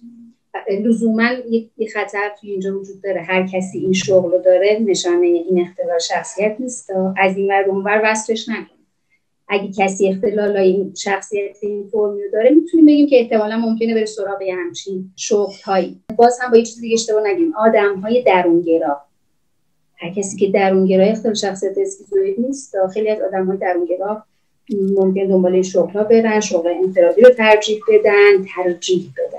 دنیای درونی خودشون رو داشته باشن، انرژی رو از دنیای خودشون بگیرن، خیلی اهل بیرون رفتن یا برونگرایی نباشن. ولی آدم‌ها براشون مهمن، لذت براشون مهمه، هیجانات براشون مهمه. اسکیزوئید آدم‌ها و هیجانات براشون مهم نیست و قسمت کودک درون اصلا در اینا وجود نداره. خب به خاطر همین هم هست اصلا علاقه به ارتباط عاطفی نداره، علاقه به مسائل جنسی نداره، نیازمند یه بخشی از کودک درون هستش دیگه و همه اینها براش یه چیز حوصله سربره، اذیتش میکنه. در قسمت شدید اصلا این آدم‌ها امکان این که عمل کرد یا پیشرفتی داشته باشن براشون وجود نداره، انقدر دنیاشون محدود و در جهان خودشون هست. و دیگه چی میشه راجع به اسکیزوئید گفت؟ تجربهش رو داشتین، دیدین، جایی یا اتفاق افتاده براتون اصلا با همچون شخصیتی برخورد کنید؟ ببخشید اینا هر چی که شما میگی من احساس میکنم همه اینا هستن. هم پارانوید رو فکر میکنم هستم. یادم اون موقع هم که میخوندیم توی دانشگاه هممون همین احساس رو داشتیم و خیلی احساس بدیه. یعنی من امروز که میدونستم اختلال شخصیت و جزوه رو دوباره داشتم یه نگاه میکردم که حضور ذهن داشته باشم، اصلا حال خوبی نداشتم. گفتم وای الان میرم اونجا همه اینا معلوم میشه که من فکر کنم البته همگانیه، چون یادم اون موقعم تو کلاس همه بچه‌ها میگفتن که هممون اینا رو داریم. ولی خب این مرز این اختلال، بیماری، کم بودنش چطوری میتونیم تشخیص بدیم؟ یعنی مشکل ایجاد کرده، چقدر زندگیتون رو به هم زده تو حوزه‌های مختلف.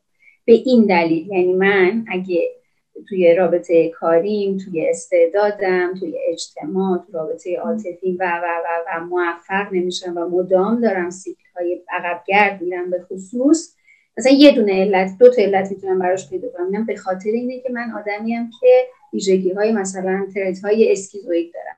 موقع میتونم بگم که داره میره به سمت اختلال. ولی در مورد اینکه میگین هر دفعه یه موضوع رو میخونین احساس میکنین دارین، این طبیعیه. و یکی هم که شما جزء رشته‌های بچه پیراپزشکی همه این حسو دارن.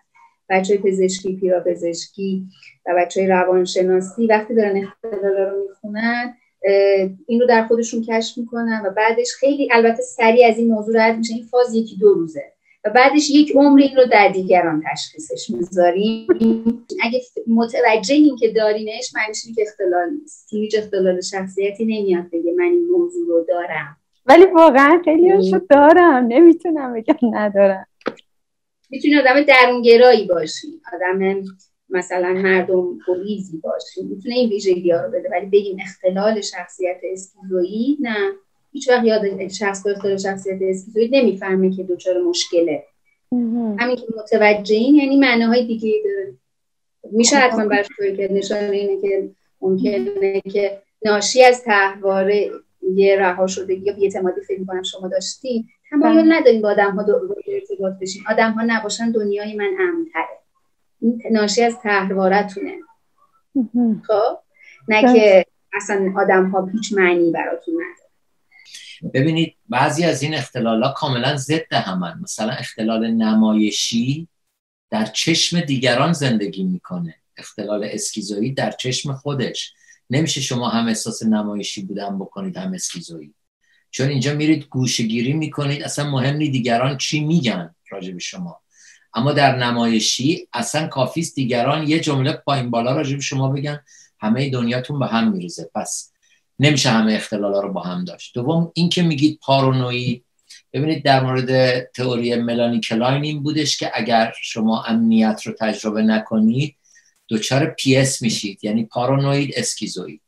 حالا آیا همه پارانوید اسکیزوئید میشن؟ نه، بعضیا پارانوید وحشی میشن، بعضیا از پارانوید بودن اسکیزوئید میشن. یعنی از نظر من اسکیزوئید پارانوید بی خطره. چرا؟ دنیا رو ناامن میبینه ولی گوشه میگیره. اما وقتی پارانوید میشه، اگه اسکیزوئید نشه تهاجمی میشه. نه اینا بعد اینجوری نگاه کرد چجوری با هم همپوشانی دارن یا چجوری ضد همن. همیشه باید دیدش که دستاوردهای شغلی ریشه های اختلالیش چیه. اگه مثلا یه آدم نمایشی باشه ممکنه هنرپیشه خوبی بشه، چون باید ارتباطش هم حفظ کنه. به سختی میتونه نویسنده نمایشی باشه، چون باید بره انزوا و تنهایی اسکیزوئید رو تحمل کنه. اینم باز یه نکته است. یه نکته دیگهش ازدواج با ایناست که به نظر من که اینا معمولا ازدواج نمی کنن. اگه مرد باشن، اینا که مردایی که تمایلی به ازدواج ندارن، و اگه زن باشن معمولا شاید عاشق نمیشن دیگه، حالا توی شرایطی ازدواج میکنن و وفادارن و برای که حالا همین یه ارتباط بسته دیگه. اینایی که حیوانات خانگی دارن و بیشتر با سگی گربه‌ای زندگی میکنن، باز اینا هم نشانه های اسکیزوئیده بود. همینجوری که خانم رمضانی گفتن اوتیسم سرریز میکنه توی اختلال اسکیزوئید. من آمارای قبلی رو که میدیدم از نظر آماری بالاترین آمار بود. من مثلا چند سال پیش چک میکردم بوده 7% جمعیت رو در خیلی از کشورها شامل میشد. مرسی، خیلی نکات بهتری بود، ممنون. دقیقاً الان راحت‌تر میتونیم آدم‌هایی که دچار اسکیزوئیدن و زندگی‌های امروزی و توجه بیش از اندازه به انفرادی بودن و توجه نکردن به انسان‌ها، عدم اینکه مهم نیست احساسات آدم‌ها، نیازهای آدم‌ها، این باعث شده که یه بخشی هم تفکر اسکیزوئید افزایش پیدا بکنه، سبک زندگی اسکیزوئید افزایش پیدا بکنه حتی اگر اختلال نشده. پس سبک زندگی و تفکر اسکیزوئید خیلی فراوان است، ناشی از زندگی مدرنیته و اینکه انسان خودش فقط مهم است نه آن دیگری. زندگی دقیقاً، حتی اینکه خیلی الان به این ترجیح میدن با حیوانات زندگی بکنن تا با آدم‌ها، ترجیح میدن دلبسته اشیاشون باشن. گرچه البته اختلال شخصیت اسکیزوئید اصلا مفهوم دلبستگی رو درک نمی‌کنه، ولی تفکر و سبک زندگی اسکیزوئید میگه آدم‌ها درگیر ایده ها، اشیا یا حتی حیوانات میشن و انسان ها براشون اولویت ندارن، ابدا توی اولویتاشون قرار نمیگیره. خب فکر میکنین چه تله هایی، چه طرحواره هایی توی این آدم ها هست؟ فکر میکنم دچار طرد اجتماعی و رهاشدگی باشن این طرحواره ها. سوالمو میتونم الان بپرسم یا بعدا بپرسم؟ بفرم. مرسی. من الان این فیلمو که دیدم چیزی که اومد تو ذهنم این بود که آنست اختلالات در حقیقت اختلالات شخصیتی تو چه سنایی هست، چون همونطور که گفتین اوتیسم مثلا تو بچه‌ها خیلی دیده میشه که میان و برای اینکه در حقیقت اسس بشن و سریع مثلا یعنی میت نمیکنن اون ریکوایرمنت ها رو و میگن خب پس اوتیسم نیست و اصلا دیگه انگار که توجه نمیره به اختلال شخصیتی. میخوام ببینم اختلالات شخصیتی از چه سنایی دیده میشه و چون فکر میکنم از بچگی اگر بشه درمان بشه کمک کننده تر باشه. این رو اول بس گفتیم که ریشش از همون کودکی، شروعش از کودکی، چون تحولات کودکی اتفاق میفته دیگه. ولی ما با شروع بزرگسالی دیگه دقیقاً تشخیص رو میتونیم بذاریم، یعنی از 17 18 16 حتی میتونید شما قشنگ این تشخیص رو طرف بده. چیزی نیست که بعدها یعنی تو بزرگسالی اتفاق بیفته، از نوجوانی دیگه داره تثبیت میشه و شروع بزرگسالی دقیقاً شخص میتونه تشخیص بگیره. من الان 16 ساله 17 ساله هم دارم که تشخیص رو گرفتن. از همون موقع ها میشه، به خاطر میشه شخصیت دیگه ویژگی های پایدار و دائمی. ما شخصیتمون از کی تثبیت میشه؟ از کی میتونیم خودمون رو به عنوان من تعریف بکنیم؟ از همون نوجوانی میتونیم این کار رو انجام بدیم. ولی خب هی زندگی ادامه که پیدا میکنه ناشی از تجربه های این افراد ممکنه که یه سری از این بخش هاشون بیشتر بشه، یه بخششون کمتر بشه. ولی تشخیص رو به نوجوانی میشه گذاشت. پایان نوجوانی شما میتونید تشخیص قطعی رو برای این آدم ها بذارید. پورنوی هم جز همین دسته های روانکاوا بود که داریم دونه دونه باشون آشنا میشیم. جز همین کسی که راجع به روابط شی حرف زدن گفتش که خب امنیت مهمه دیگه. امنیت مهمترین اتفاقیه، نیازیه که باید برآورده بشه. و وقتی که ما در کودکی بنا به هر دلیلی این نیاز امنیت رو نمیگیریم، به اندازه نیست، کافی نیست، اضطراب بنیادین رو تجربه میکنیم و برای اینکه این اضطراب بنیادین رو کاهشش بدیم و یک جوری خودمون رو آروم کنیم 3 راه انتخاب کنیم. آدم‌ها یکی از این 3 دسته میشن. یا میریم مهرطلب و سلطه‌پذیر میشیم، میگم ببین من چقدر خوبم، دنیا آدما من خوبم، به من صدمه نزنید. همون چیزی که الان دوستمون گفتن، من خیلی خوبم، من همه چیزو مثبت نگاه میکنم، من شما رو دوست دارم، آره بر اساس من که جیک و جیک میکنم برات، کسی با من کاری نداشته باشه. میشه مهرطلب و سلطه‌پذیر. از این طریق میام جهان رو بر خودم امن کنم. یا میرم سراغ کسب قدرت. من خودم اونقدر قدرتمند میشم که به هیچ کدومتون نیاز نداشته باشم. این دومین سبک آدمو وقتی که یعنی دچار عدم امنیت میشه. سومین راهش کناره‌گیریه. اصلا شما اصلا آدما مهم نیستن. اسکیزوید این سومین راه انتخاب میکنه. امنیت صدمه خورده، رها شده، در یک خانواده یخچالی بزرگ شده و فاصله عاطفی زیادی بین والدین و بچه‌ها بوده. خیلی خب حالا من میگم اصلا نمیخوام دیگه، نه توی مامان بابا رو میخوام، نه هیچ آدم دیگه رو میخوام، نه دل به این دنیا میبندم. این میشه سومین سبکی که آدم ها انتخاب میکنن. این چیزی بود که پورنوی میگفت. خب پس این آدم ها احتمالاً افرادی که توی افراد اسکیزوئید تو خانواده های یخچالی بزرگ شدن، خانواده های سرد و بی‌عاطفه. و یه موقع میگن که خب کسایی که توسط پدر بزرگ و مادر بزرگ شدن که خب بهشون خیلی اهمیت نمیدادن، یا خانواده هایی که ساپورتیو نبودن، یا خانواده هایی که مثلا توی طبقات پایین برای اینکه بتونن فقط شکمشون رو سیر بکنن صبح تا شب دویدن و این بچه اصلا معلوم نیست کجا بزرگ شده. و یه چیزی هم که الان دارن مطرحش میکنن در این عصر، پررنگ شدن فضای مجازی. زندگی های مجازی داره نقش زیادی پیدا میکنه و افراد رو میبره سمت اسکیزوئید، سبک اسکیزوئید. علتهای دیگه خجالتی بودن بچه در کودکی، خجالت خیلی بیش از حد خجالتی بوده و ممکنه ادامه داشته باشه تا بزرگسالی. بدرفتاری های شدیدی، کودک یه جایی تصمیم گرفته کلا اونها رو به حدی انکار و سرکوب بکنه که دیگه هیچ امیدی به دنیای آدم ها نداشته باشه، یعنی قطع امید کامل از دنیای آدم. ولی این فضای مجازی رو باید جدی گرفت. مثلا من همش فکر می‌کنم کرونا تموم بشه آیا ما به راحتی به اجتماع برمیگردیم؟ نمیترسیم دوباره بریم بین آدم ها و به راحتی باشون تعامل داشته باشیم؟ داریم عادت میکنیم به این سبک زندگی و خیلی از آدم ها ارتباطاتشون هم بین آدم ها نیست، نوع دیگه ای شده. تله های مهم رها شدگی است. و قطع امید.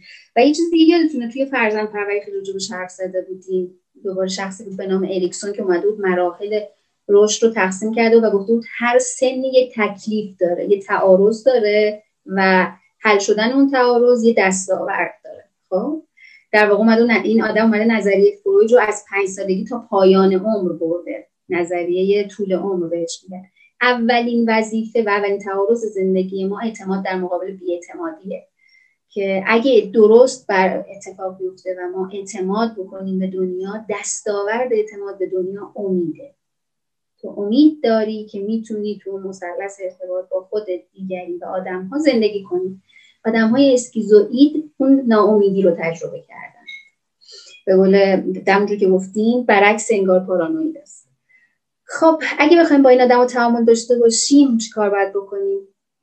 دارین اصلا اطرافتون؟ هیچکی نداره؟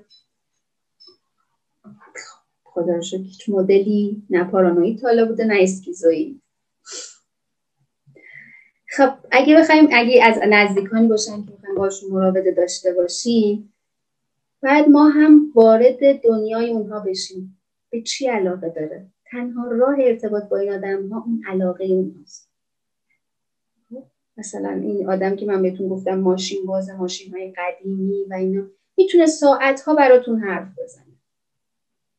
پس میریم سراغ علایقش. تنها راه ارتباط با اونهاست. راجب روزمره حرف زدن حوصله اینا رو سر میبره، چون اصلا از حرف زدن و از زندگی روزمره که دیگر رو میخوام بگم فراریه. دیدین که تو این مصاحبه هم که انجام میشد یه آره نه میخواست بگه، فشار روش بود انگار. هیچی نباید غیر قابل پیش بینی باشه. مثلا میخواد رستوران میریم، نمیدونم مریم هم هست، نازنین هم مثلا هست، چه میدونم علی هم داره میاد، بعد اینا ساعت فلان میرسن، ما هم این موقع میرسیم، این رستوران اینا رو داره، فلان جای خیاب. هیچ چیز غیر قابل پیش بینی نباید باشه. اونا میخوان احتمالاً راجع به اینا ازت سوال بپرسن. انتظار هیجانات از این آدمو نداشته باشی، از هیچ نوعش. یعنی چه میدونم دیوار میتونه یه واکنشی نشون بده، اینا نه. میتونه عصبانی میشن، نه خوشحال میشن. و توی درمان هم اگه اینها بیان، حالا به خصوص اگه متوسط به پایین باشن، رو مهارت‌های ارتباطی خیلی کار میشه. اصلا چششون رو وا کنی ببینی یه چیزای دیگه هم غیر از دنیای تو وجود داره. و خب این کار زمان بریه. علاقه نداره تو بیاد که درمانگر رو ببینی. ببین توی بقیه اختلالات قلاب درمانگر ایجاد ارتباطه. تو اعتمادش رو جلب میکنی، ارتباط ایجاد میکنی. با این اصلا پیش نمیره. اینقدر سرده که در واقع خود درمانگر هم رغبتی به ادامهش پیدا نمیکنه. و اگه ازدواج باشید، خب ازدواج یا رابطه عاطفی بر اساس هیجاناته دیگه، باید خیلی پذیرش داشته باشیم و در واقع باید احساس بکنیم سینگلی. اول اینو بپذیریم، بعد بخوایم با طرف وارد ارتباط بشیم، چون چیزی دریافت نمی‌کنیم. هر چقدر هم که تلاش بکنید هیچ اتفاق نمیفته، مگه اینکه میگم انقدر بپذیریم که نمیدونم من عشق یه طرفه اسمشو بذاریم. باز این خیلی در این هم دیدم من کسی که واقعا این کار میکنن، به خصوص برای آدم‌های تو سطح بالا، آدم‌هایی که برندن، کارگردان سینماست، نقاشه، هنرمنده، استاد فلانه، و یه آدمی میشینه پاش. واقعا اونها هم البته آدم عجیب غریب و بدون اختلالی نیست، آدم عجیب غریب هم حتما اختلال دارن، ولی اولین چیزی که باید بپذیریم اینه که انگار من توی رابطه‌ای نیستم و بعد وارد رابطه با این آدم‌ها بشیم که خب خودش این کار رو سخت میکنه. ولی اگه از اطرافیانتون هم خواهر برادر، پدر و مادر اینا از اینکه هیجاناتی ندارن نباید دلخور باشیم یا انتظاری داشته باشیم. اینها هم در مورد درمان این افراد. کرختی عاطفی و احساسی انتخاب کردن دیگه، نه؟ برای یه روش برای یه جایی در تصمیم گرفتن هیچ احساس نکن که زنده بمانی. هیچ چیزی رو تجربه، احساس رو تجربه نکن که امن باشه دنیا. پشت کردن به دنیاست. آره دیگه میگم دقیقاً اون شخصیت رمان آلبر کامو، طرف مادرش رو میبره خاک میکنه، وای میسته، دیالوگای بسیار عمیق فلسفی بالا سر قبر مادره با خودش چیز میکنه، بعد از اون تا آخرش ما درگیر واگویه های ذهنی این آدم هستیم. حالا به جز میگم دید فلسفی و جامعه شناسی اینا که به این رمان میشه داشت، واقعا ایدنتیفای کنی آدم کاملا اسکیزوئیده. توی خیلی از رمان ها میشه این رو پیداش کرد.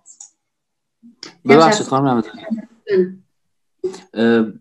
من برای تشخیص برادرم خیلی کم حرفه و تقریبا گفتگویی بینمون شکل نمیگیره و من الان فرق بین، در واقع میخوام بدونم جا بیفته برام افسردگی رو و اسکیزوئید رو بتونم تشخیص بدم و بدونم، شاید بتونم تشخیص بدم که برادرم تو کدوم زمینه درگیره که بتونم شاید تو ارتباط باهاش موثرتر عمل کنم.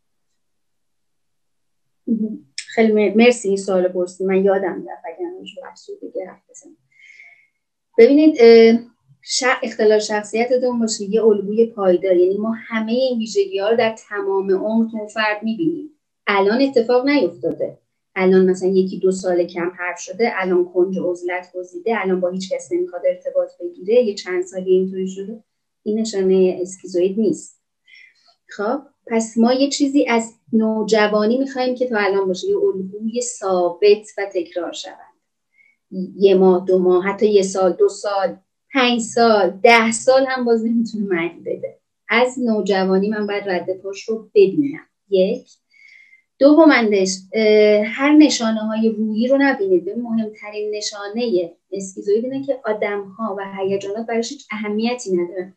آدم افسرده برای چی افسرده میشه؟ ناکامی تو ارتباط علت افسردگیه. من یا تو ارتباط با دیگری تو دنیا ناکامی رو تجربه کردم که افسرده هستم. خب ولی اینکه بیاین از رو این نشانه که چون کم حرفه، چون الان مدتی دوری گزیر شده، آدمو براش مهم نیستن پس اسکیزوئیده، نه، یا با من حرف نمیزنه یا دیگه، اینا رو نبینید. اون اولیه مهمه، اینا نشانه های بعدی. اولین نشانه اینه که آدم ها هیچ اهمیتی واسش ندارن، چه تحسینش بکنن چه نقدش بکنن، اصلا وجود ندارن. یه خورده درک این موضوع برام سخته. کمن آدمایی که اینطوری باشن. حالا با شدت با یه ذره ضعف ممکنه وجود داشته باشه. درونگرایی و افسردگی اسکیزوئید نیست. خانم رمضانی حالت خیلی شدید اسکیزوئید رو میگن. اینایی که خانم رمضانی میگن شما 10 از 10 این اختلال رو بگیرید، ولی در جامعه معمولا 4 و 5 رو میبینید. معمولا یه آدم اسکیزوئید نه که اصلا ارتباط نداره، مثلا همون آشنای ما که میگم الان 14 ماه تو خونه است، یه دوست داره که 40 ساله با هم دوستن، این دوست فابریکشه، دومی هم نداره و در طول روز به غیر از 3-4 نفر که فرزندانشن یا مثلا نزدیکانن تماس بگیره، بقیهش پای تلویزیونه. یعنی آدم اسکیزوئید حالا عمومی مثلا یه خواهری داره بیشترین ارتباط رو با اون داره، یه برادری داره بیشترین ارتباط با اون داره، یه سگی داره، یه گربه‌ای داره و مثلا پای کامپیوتره. یعنی اگه خلاصش کنی میگه از صبح تا شب 3 تا ارتباط تکرار شونده است، یا کامپیوتره یا یه سگ یا گربه است.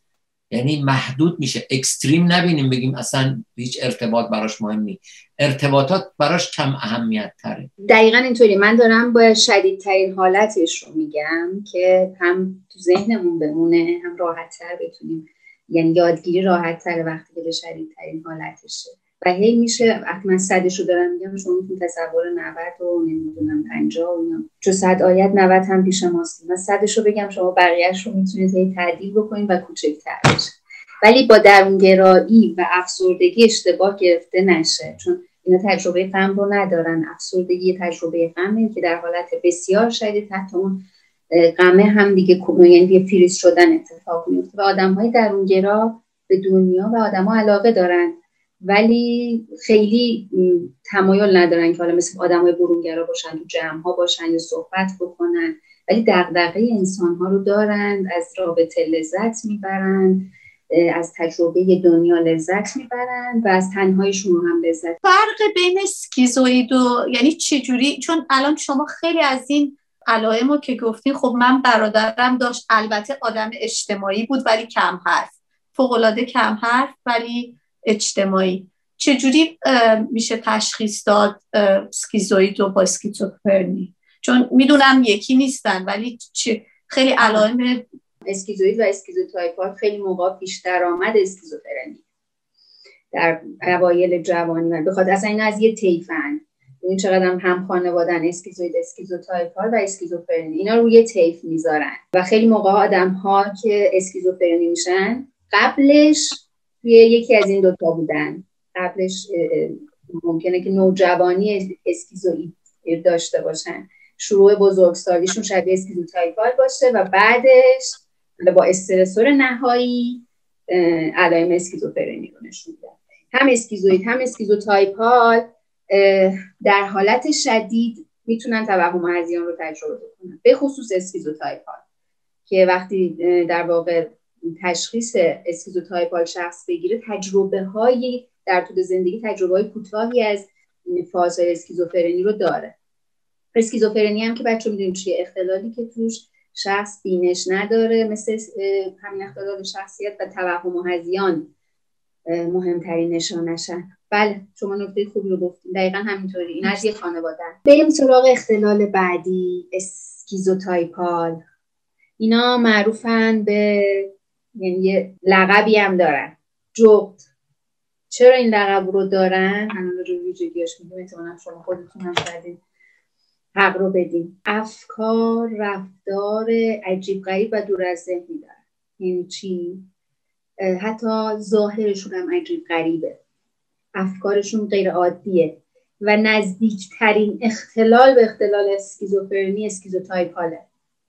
انقدر افکار عجیب غریبن ولی هنوز میشه پاش رو تو واقعیت بذاره، ولی خیلی عجیبن. اولین نشانش تو این آدم ها تفکرات جادویی که دارن. تفکرات جادویی یعنی چی؟ یه بخشش اینه که شخص مثلا همه چیز رو به خودش نسبت میده. در فلان شهر زلزله اومده چون من بهش فکر کردم. یه سری اعمالی رو انجام میده. چرا؟ چون مثلا این اعمال کمک میکنه که این مردم این شهر بیماری ازشون به دور باشه. اینا دنبال عقاید سحر و جادو و ماورا طبیعه و نمیدونم اینجور چیزا خیلی میرن، طلسم و جن و اینجور چیزا توی این افراد زیاد دیده میشه. به خاطر همین عجیب غریبن. خیلی موقع جذب مثلا تشکیلات عرفان‌های عجیب غریب و جنگیری‌های عجیب غریبی هم میشن و زندگیشون رو با اینجور چیزا طی میکنن. سر و شکلشون هم خیلی عجیبه. مثلا چه میدونم از این طرفش همه این چیزایی که توی محل نه مثل سرخپوستا باز متعارفه. فکر کنید اون شکل مثلا یه دفعه وسط یه شهر که الان شما دارید زندگی میکنید اون مدلی میگرده، یه طرفش نمیدونم استخون عاج فیل آویزونه، عینک عجیب غریبی میزنه، موهای خیلی عجیب غریب و عجب. میگم اولین چیزی که آدم‌ها تو اینا میبینن اینه که چقدر عجیبه. به جز این تفکراتی که یعنی داره میره به سمت هذیانگونه بودن، ولی چون خیلی از آدم‌ها هم مسائل مثل عرفان و شهود اینا رو دنبال میکنند، این دو تا رو الان میگم تفکیک باید بذاریم. به نظرشون میاد خب شد نکنه این آدم‌های این مدلی ان، عارف مسلکن، درویش مسلکن، ولی تفکراتشون نشون میده که عجیب غریب و جادویی، بیشتر داره میره به سمت هذیانگونه بودن. گفتارشون هم یعنی وقتی داری باشون صحبت میکنی هم عجیب غریب، مثلا میگه چند سالته، یا مثلا چطوری من 28 سال ساکن این کره، مثلا چرا این مدلی حرف میزنی؟ حرف زدن و گفتارشون هم عجیبه. و به خاطر همین خب اینها هم مثل همون اسکیزوئید و پارانوید در خیلی از مواقع تنها میمانند. انقدر شدید دنبال اینجور چیزها میرن که نمیتونن یک هدفی رو در زندگی دنبال بکنن و نمیتونن به جایی برسن. در خیلی از مواقع تو ارتباطاتشون هم همینطور و میخورده هوش هیجانیشون پایینه، یعنی متوجه یه چیزهایی نمیشن. علائم زبان بدن آدم‌ها رو خیلی متوجه نمیشن. تو این زمینه‌ها یکم مشکل دارن. مثلا حتی میتونه تو هر قشری باشه. یه خانومی بود دکترای چی داشت و توی حمومش یه سری دعا نوشته بود که گفت اعتقاد داشت توی حموم اجنه هست، همه جا هست، این باید باشه. در حد خرافات هم نبود، در حد هذیانگونه باور داشت. گفت باید حتما این کارو بکنیم. پس اینا دنبال این افکار میرن، دنبال این چیزهایی به نظر حتی خیلی موقع‌ها برای خیلی جالبه، ولی توش نه که میرن به هدفی یا چیزی پیدا میکنن، فقط توش غرق میشن و بیشتر اگه حواسمون بهشون نباشه و کسی اینا رو نجات نداره برای یه تایمی واقعا میرن به سمت اسکیزوفرنی. ارتباطات خیلی محدودی دارن چون به شدت اتفاقا ترس از طرد شدن و اضطراب هم دارن، نشان ارتباطاتشون محدوده، مثل پارانوید اینا هم گوش به زنگن، اگه کسی حرفشون رو باور نکنه، عقایدشون رو مثلا قبول نکنه یا باهاشون بخواد مخالفت کنه، خیلی حالشون بد میشه. دوباره اون احساس پارانوید که میاد به سراغشون، احساس بدبینی میاد به سراغ این آدم‌ها و این اصلی ترین ویژگیشونه. ولی این رو با اون فرهنگی که باز تو فرهنگ ما وجود داره، طلسم، جادو، خرافات، اینها وجود داره، این رو بعد ازش متمایز کرد. اون میشه تفکر اسکیزوتایپالی که متاسفانه باز هم تو فرهنگ ما خیلی زیاده، ناشی از اینکه شاید آدم‌ها مسئولیت پذیریشون کاهش پیدا میکنه یا هر چیزی شبیه. افکار اسکیزوتایپالی داریم که مثلا خیلی از آدم‌ها مثل افکار وسواسی، یادتونه اعتقاد داشتن باید خیلی از این خرافات رو باید دونه دونه اجرا بکنیم، خیلی از این باورها رو باید اجرا بکنیم. ولی کسی که شخصیت اسکیزوتایپاله تمام زندگیش هولوش اینا میچرخه، در ارتباطاتش، در شغلش، در نگاهش به خودش، همه اینها داره اختلال ایجاد میکنه. بعضی از اینها مثلا میرن کل دست از کل زندگی میشوره، مثلا بچه و خونه و مال و همه چیز رو رها میکنه. مثلا من دارم میرم دنبال یکی از این فرقه ها، یا اینا که اصلا خودشون تشکیل میدن این فرقه ها رو و برای خودشون مرید جمع میکنن. اینها کسایی هستن که اختلالات شخصیت اسکیزوتایپال دارن. میتونه اینها رو تو اونها ببینیمش، ولی با تفکر اسکیزوتایپال اشتباهش نگیرین. گرچه باز اون تفکر اسکیزوتایپال هم رگه‌هاش یعنی باز هم با اونها هم ارتباط پیدا کردن خیلی کار سختیه، چون باورها و عقیده‌های سفت و سختی دارن. خلاف عقیده‌شو تاب نمیاره. اگه پس میخواین ارتباط با این آدم‌ها حفظ بشه، اون باورهای عجیب غریبی که میگی باید بپذیره. مثلا رنگین کمون در اومده به خاطر تو، ما نمیدونم اگه نمیمیریم به خاطر اینکه تو صبح برامون دعاهای عجیب غریب میخونی، دست درد نکنه. یعنی میخواین ارتباط با اینها رو نگهشون دارین، با عقایدشون کاری نداشته باشین. هر چی میخواد هر جا آویزون کنه، دعاهاشو بنویسه، فوت بکنه، نمیدونم از این کارها که انجام میدن. و خیلی موقع باوراشون هم باز با هم مرفهم که ما داریم همخوان نیست.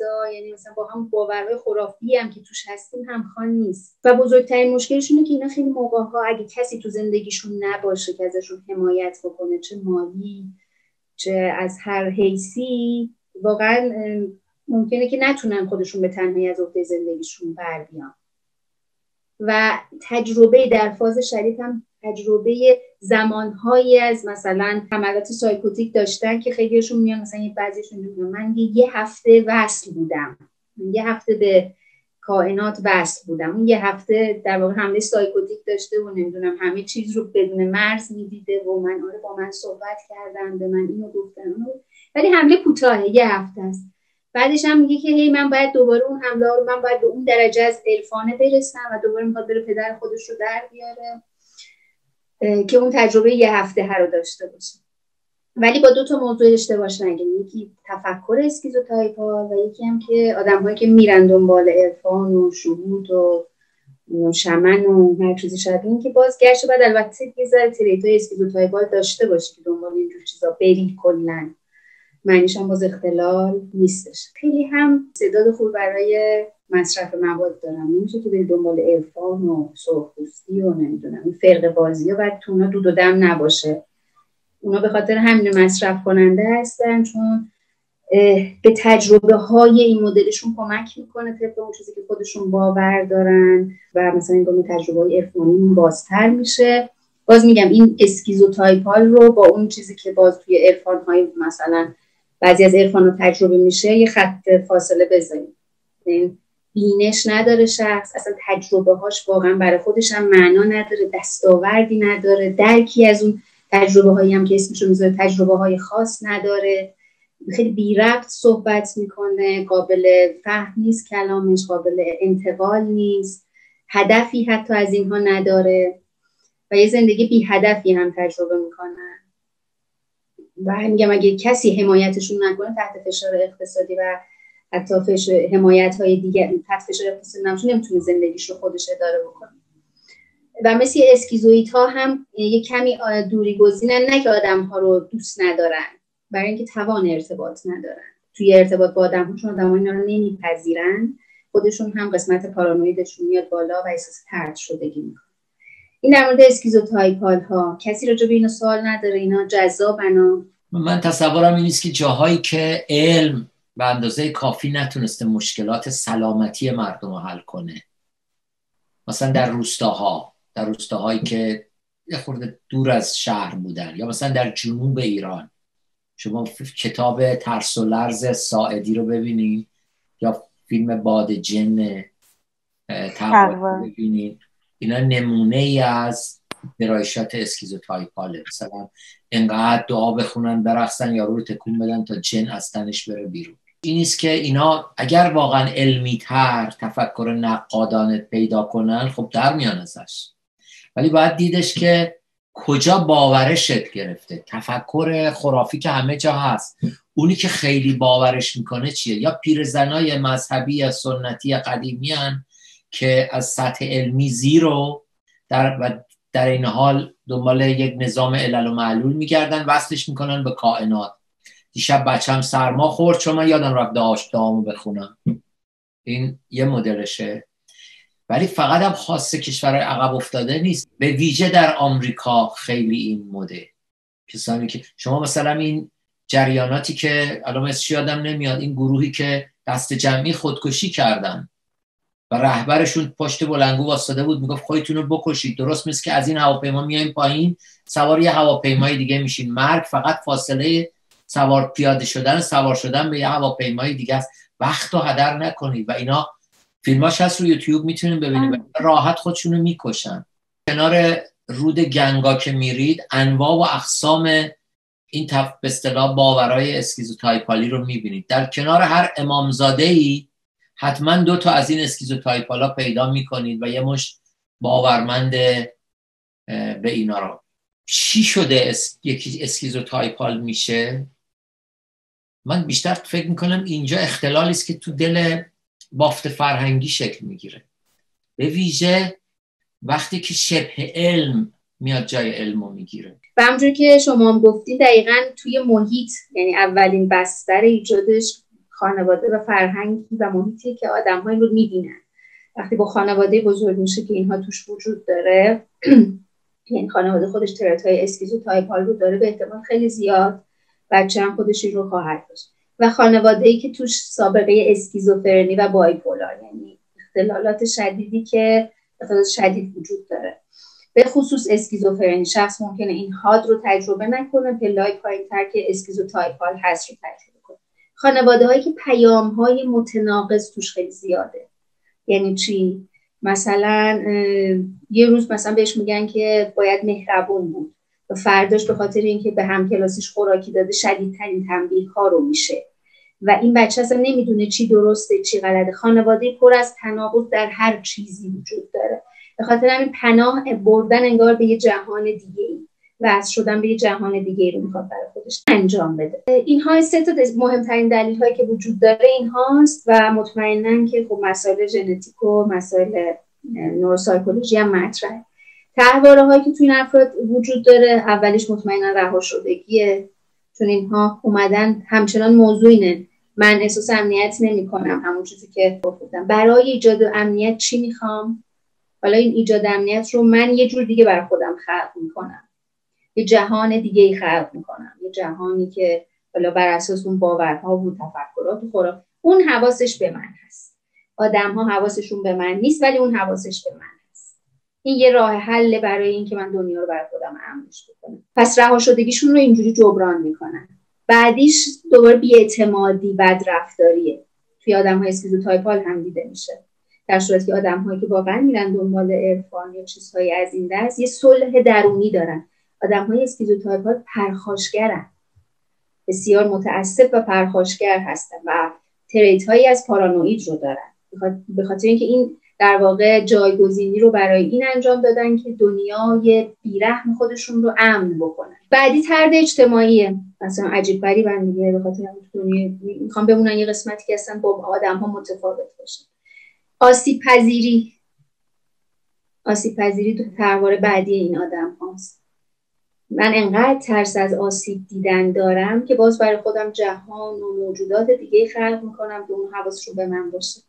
به خاطر همین در دوز شدیدترش میگه پزشک رو قبول ندارم، دارو رو قبول ندارم، من با انرژی حال خودم رو خوب میکنم. آره مثلا مراجع بهم میگه من دارو نمیخورم، انرژی من با انرژی و اینا حالم میگم با همون انرژی که داری به خودت میدی داروها رو هم بخور. و کار خیلی سخته واقعا با اینها جدل کردن. انرژی بدی دارو رو بخوری چه اتفاقی نمیفته. و میخوای دارو بهشون بدی که دستت هم اینجا بسته است. روانشناسی رو هم قبول ندارن به عنوان چیزی که خیلیاشون میگن نه، وجود روانشناس و باور مثلا به روانشناس باعث میشه ما اتصالاتمون با دنیای دیگه قطع بشه. پس یکی دیگهش احساس آسیب پذیری این آدماست. به خاطر همین اینها تو همون سطح میمونن که یک جهانی برای خودشون خلق بکنن، یکی که ایجاد امنیت بکنن، یه خود حالا باهوشتر باشن و زرنگتر باشن، خودشون تبدیل میشن به امامزاده برای دیگران که خودشون میشن فالگیر، خودشون میشن کسی که گوی بلورین داره. اگه یه همچین آدمی اطرافمون باشه چی کارش بکنیم؟ با این آدمو چه برخوردی بکنیم؟ من یکی از دوستان خیلی دورم دقیقاً این اختلال داشت. اینطوری بود که به مو خیلی اهمیت میداد و مو براش در واقع تقدس خاصی داشت. در واقع معتقد بود که مو باعث میشه که انسان با کائنات ارتباط بیشتری برقرار کنه و خیلی از مشکلات مالی که وجود داره به خاطر اینکه مردم موهاشون کوتاه میکنن و معتقد بود که چرا زنها رو انقدر میپوشونن، میگن روسری بپوشید موهاشون دیده نشه، به خاطر اینکه زنها اگر موهاشون رو بلند بذارن و بتونه بیشتر هوا بخوره یا بیشتر با کائنات در ارتباط قدرتمند میشن و برای همین جلوی قدرتمند شدن زنها رو به این شیوه گرفتن. و خودش هم ریش بلندی گذاشته بود و موهای بلندی گذاشته بود و میگفت که به هیچ عنوان نباید مو رو کوتاه کرد و هر کسی که میخواد به ثروت برسه، یعنی وضع مالیش بهبود پیدا کنه، بهتره موهاشو بلند بذاره. و حالا یه سری آیین دیگه هم داشت که باید در طلوع خورشید یه سری ارتباطات خاصی بگیری و اینو خیلی محکم و سفت میگفت. یعنی و شغلش هم این آدم آرایشگر و گیرمور بود که با مو در واقع در ارتباط بود. مرسی سرای جون اینو گفتین. آره الان میتونی بفهمی که منظور از اختلال چیه وقتی شدیده. حتی اگه اینا میرن دنبال اینجور چیزها، آیین‌هاشون هم من درآوردی و از خودشونه. دقیقاً آره، ویژگی‌های اسکیزوتایپاله. نمیدونم ازشون خبر دارین؟ دولای رفتن به سمت اسکیزوفرنی یا نرفتن؟ چطوره؟ حقیقتش نمیدونم، ولی میدونم که خیلی دنبال این بود که این قضیه رو بیشتر مطرح کنه و یار کشی برای خودش مریدان فرقه آیینی که الفی جمع کنه. آره و معتقد بود که اگر جامعه ایران به مو بیشتر اهمیت بده و متوجه بشه مو چه قدرتی داره، از این فقر میاد بیرون. خیلی خوب، مثال عالی بود. دقیقاً یکی از مثال‌های عالی برای اینکه اسکیزوتایپ‌ها رو متوجه بشه. بعد نمیتونن استدلالم بیارن. ببین توی حالا اون کسایی که تفکر اسکیزوتایپالی دارن یا سبک اسکیزوتایپال دارن استدلال میکنن برات. حالا درستی تو استدلالشون رو نمیپذیری ولی چیزی داره ناشی از اینکه منطق و استدلال برات میاره. ولی اسکیزوتایپال اینو نداره، برات استدلال نمیاره، منطق نمیاره برات، افکارش مرتبط به هم دیگه نیستن، آیین‌ها از کجا اومده، باور از کجا اومده، هیچ چیزی نداره. ولی مثلا وقتی شما میرین سراغ یه فرقه مثلا یکی از این عرفان یا اون انرژی که میگین، یه استدلالی برات میاره، با درست و غلطش کاری نداره. ولی تو اختلال این وجود نداره، یعنی تفکر آشفته است، شناخت مختل این شدیدترین حالتشه. علاوه اینکه در واقعا هم در این که هر کسی بخواد بره سراغ اینجور مسائل یه مقدار تفکر اسکیزوتایپال میخواد و تفکر اسکیزوتایپال داشتن نشانه سالم نبود ناسالمی نیست. اول جلسه گفتم هر کدوم از ما تو یکی از این اختلالات جا میشیم، هر کدوم به یکی از این شخصیت‌ها شبیهیم. مثلا آدم که خیلی دنبال ممکنه مسائل شهودی و عرفانی باشه ممکنه یه خورده به تفکر اسکیزوتایپال نزدیک باشه، نشانه اختلال هم نیست اصلا.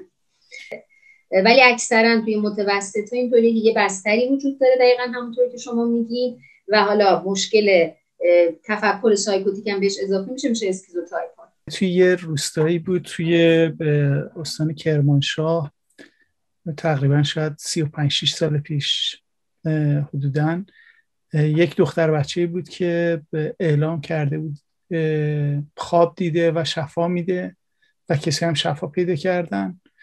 مردم از سراسر ایران جمع می شدن، از جاهای مختلف می رفتن تو اون روستا که از این دختر بچه شفا بگیرن. یه دختر بچه 9 ساله‌ای به اسم فاطمه و این فاطمه خانم هم اونجا دستش روی قرآن می کشید، دست می کشید رو آدم ها و بهشون می گفت که شما خوب میشید یا خوب نمیشید.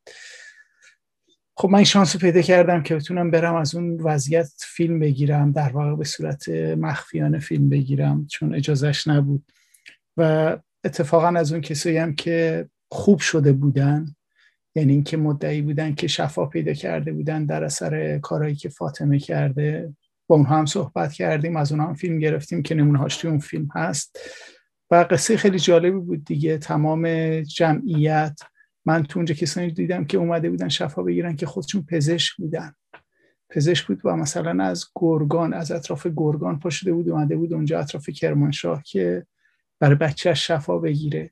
و انقدر از آب خونه اینها مردم آب کشیده بودند که این آب شفا میده که بیچاره صاحب خونه دادش در اومده بود چون تو چاه دیگه آبی نمونده بود، آب اون چاه خوش شده بود و دیگه هیچی نداشتن خودشون، برای اینکه مردم آب میکشیدن، مثلا یه دبه یه ظرف پر میکردن که این بیاد یه دستی روش بکشه و اینا ببرن به دهشون شهرشون و اینا بگن این آب زیارت شده و نظر کرده است و اینها.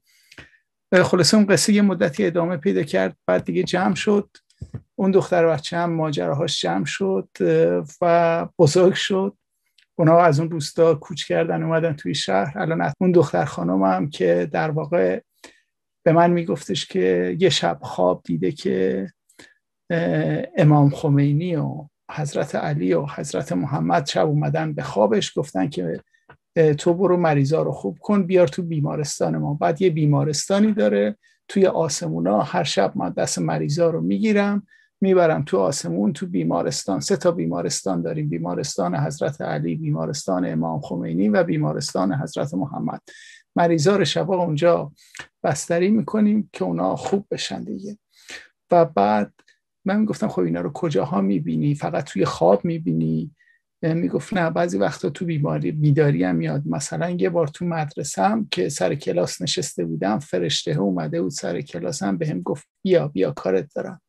بعد من رفتم، بعد به من گفتش که مثلا شب میخوایم بهت یه چیزی بگیم. و همین قصه و همین توهم یا هر چیزی که اسمشو بذاریم وجود داشت و قصه مختلفی که وقتی کلاس رو نمیخوام براتون بگیرم. سرانجامش این شد که اون دختر خانم وقتی که بزرگ شد 17-18 سالش شد یه دختر قرتی با موهای رنگ کرده آنچنانی این طرف اون طرف دنبال دوست پسر و دوست دختر و نمیدونم از اینجور حرفا و الان هم خودش یه بچه 12-13 ساله داره. من اون فیلمو هیچ وقت نشون ندادم به این دلیل که فکر کردم که به هر حال هویت و حرمت اون بچه و اون بچه‌ای که اطراف اونجا باشن به خاطر زندگی شخصیش حفظ بشه. ولی خیلی قصه عجیب و غریبی این ماجراش. اسکیزوتایپال هم اینه که اینا چون افکار سوء ظن دارن باید حواسمون باشه که چالش نکنیم با باورهاشون، نسبت به هیجانات منفی دیگران به شدت واکنش نشون میدن. یعنی ببینن تو ترسیدی یا اضطراب داری خودش باعث میشه حالشون بد بشه. مهمترین چیزی که در مورد اینها توی تراپی انجام میشه و از اطرافیانشون هم میخوایم که انجام بدن اینه که زندگیشون رو هدفمند کنن، براشون هدفی میذاریم. هدف یعنی زندگی بره به سمت یک هدفی. اینا چنان در اون باورها غرقن و برای احساس امنیت به اون اونها دست انداختن که زندگیشون هیچ هدفی، جهتی، روشی نداره. حتی اون رو ببریم به سمت باز باورهای اون تفکرهای جادویی، بیفته تو خط این همین افکار عرفانی یا باورهای مثلا ماورایی که وجود داره و باز از اون به یه نتیجه‌ای بخواد برسه. بیشترین درمان در این هدف گزینی و کمک کردن برای اینکه بتونن هدفهاشون رو دنبال بکنن و کمکشون کنیم پاهاشون بیاد رو زمین.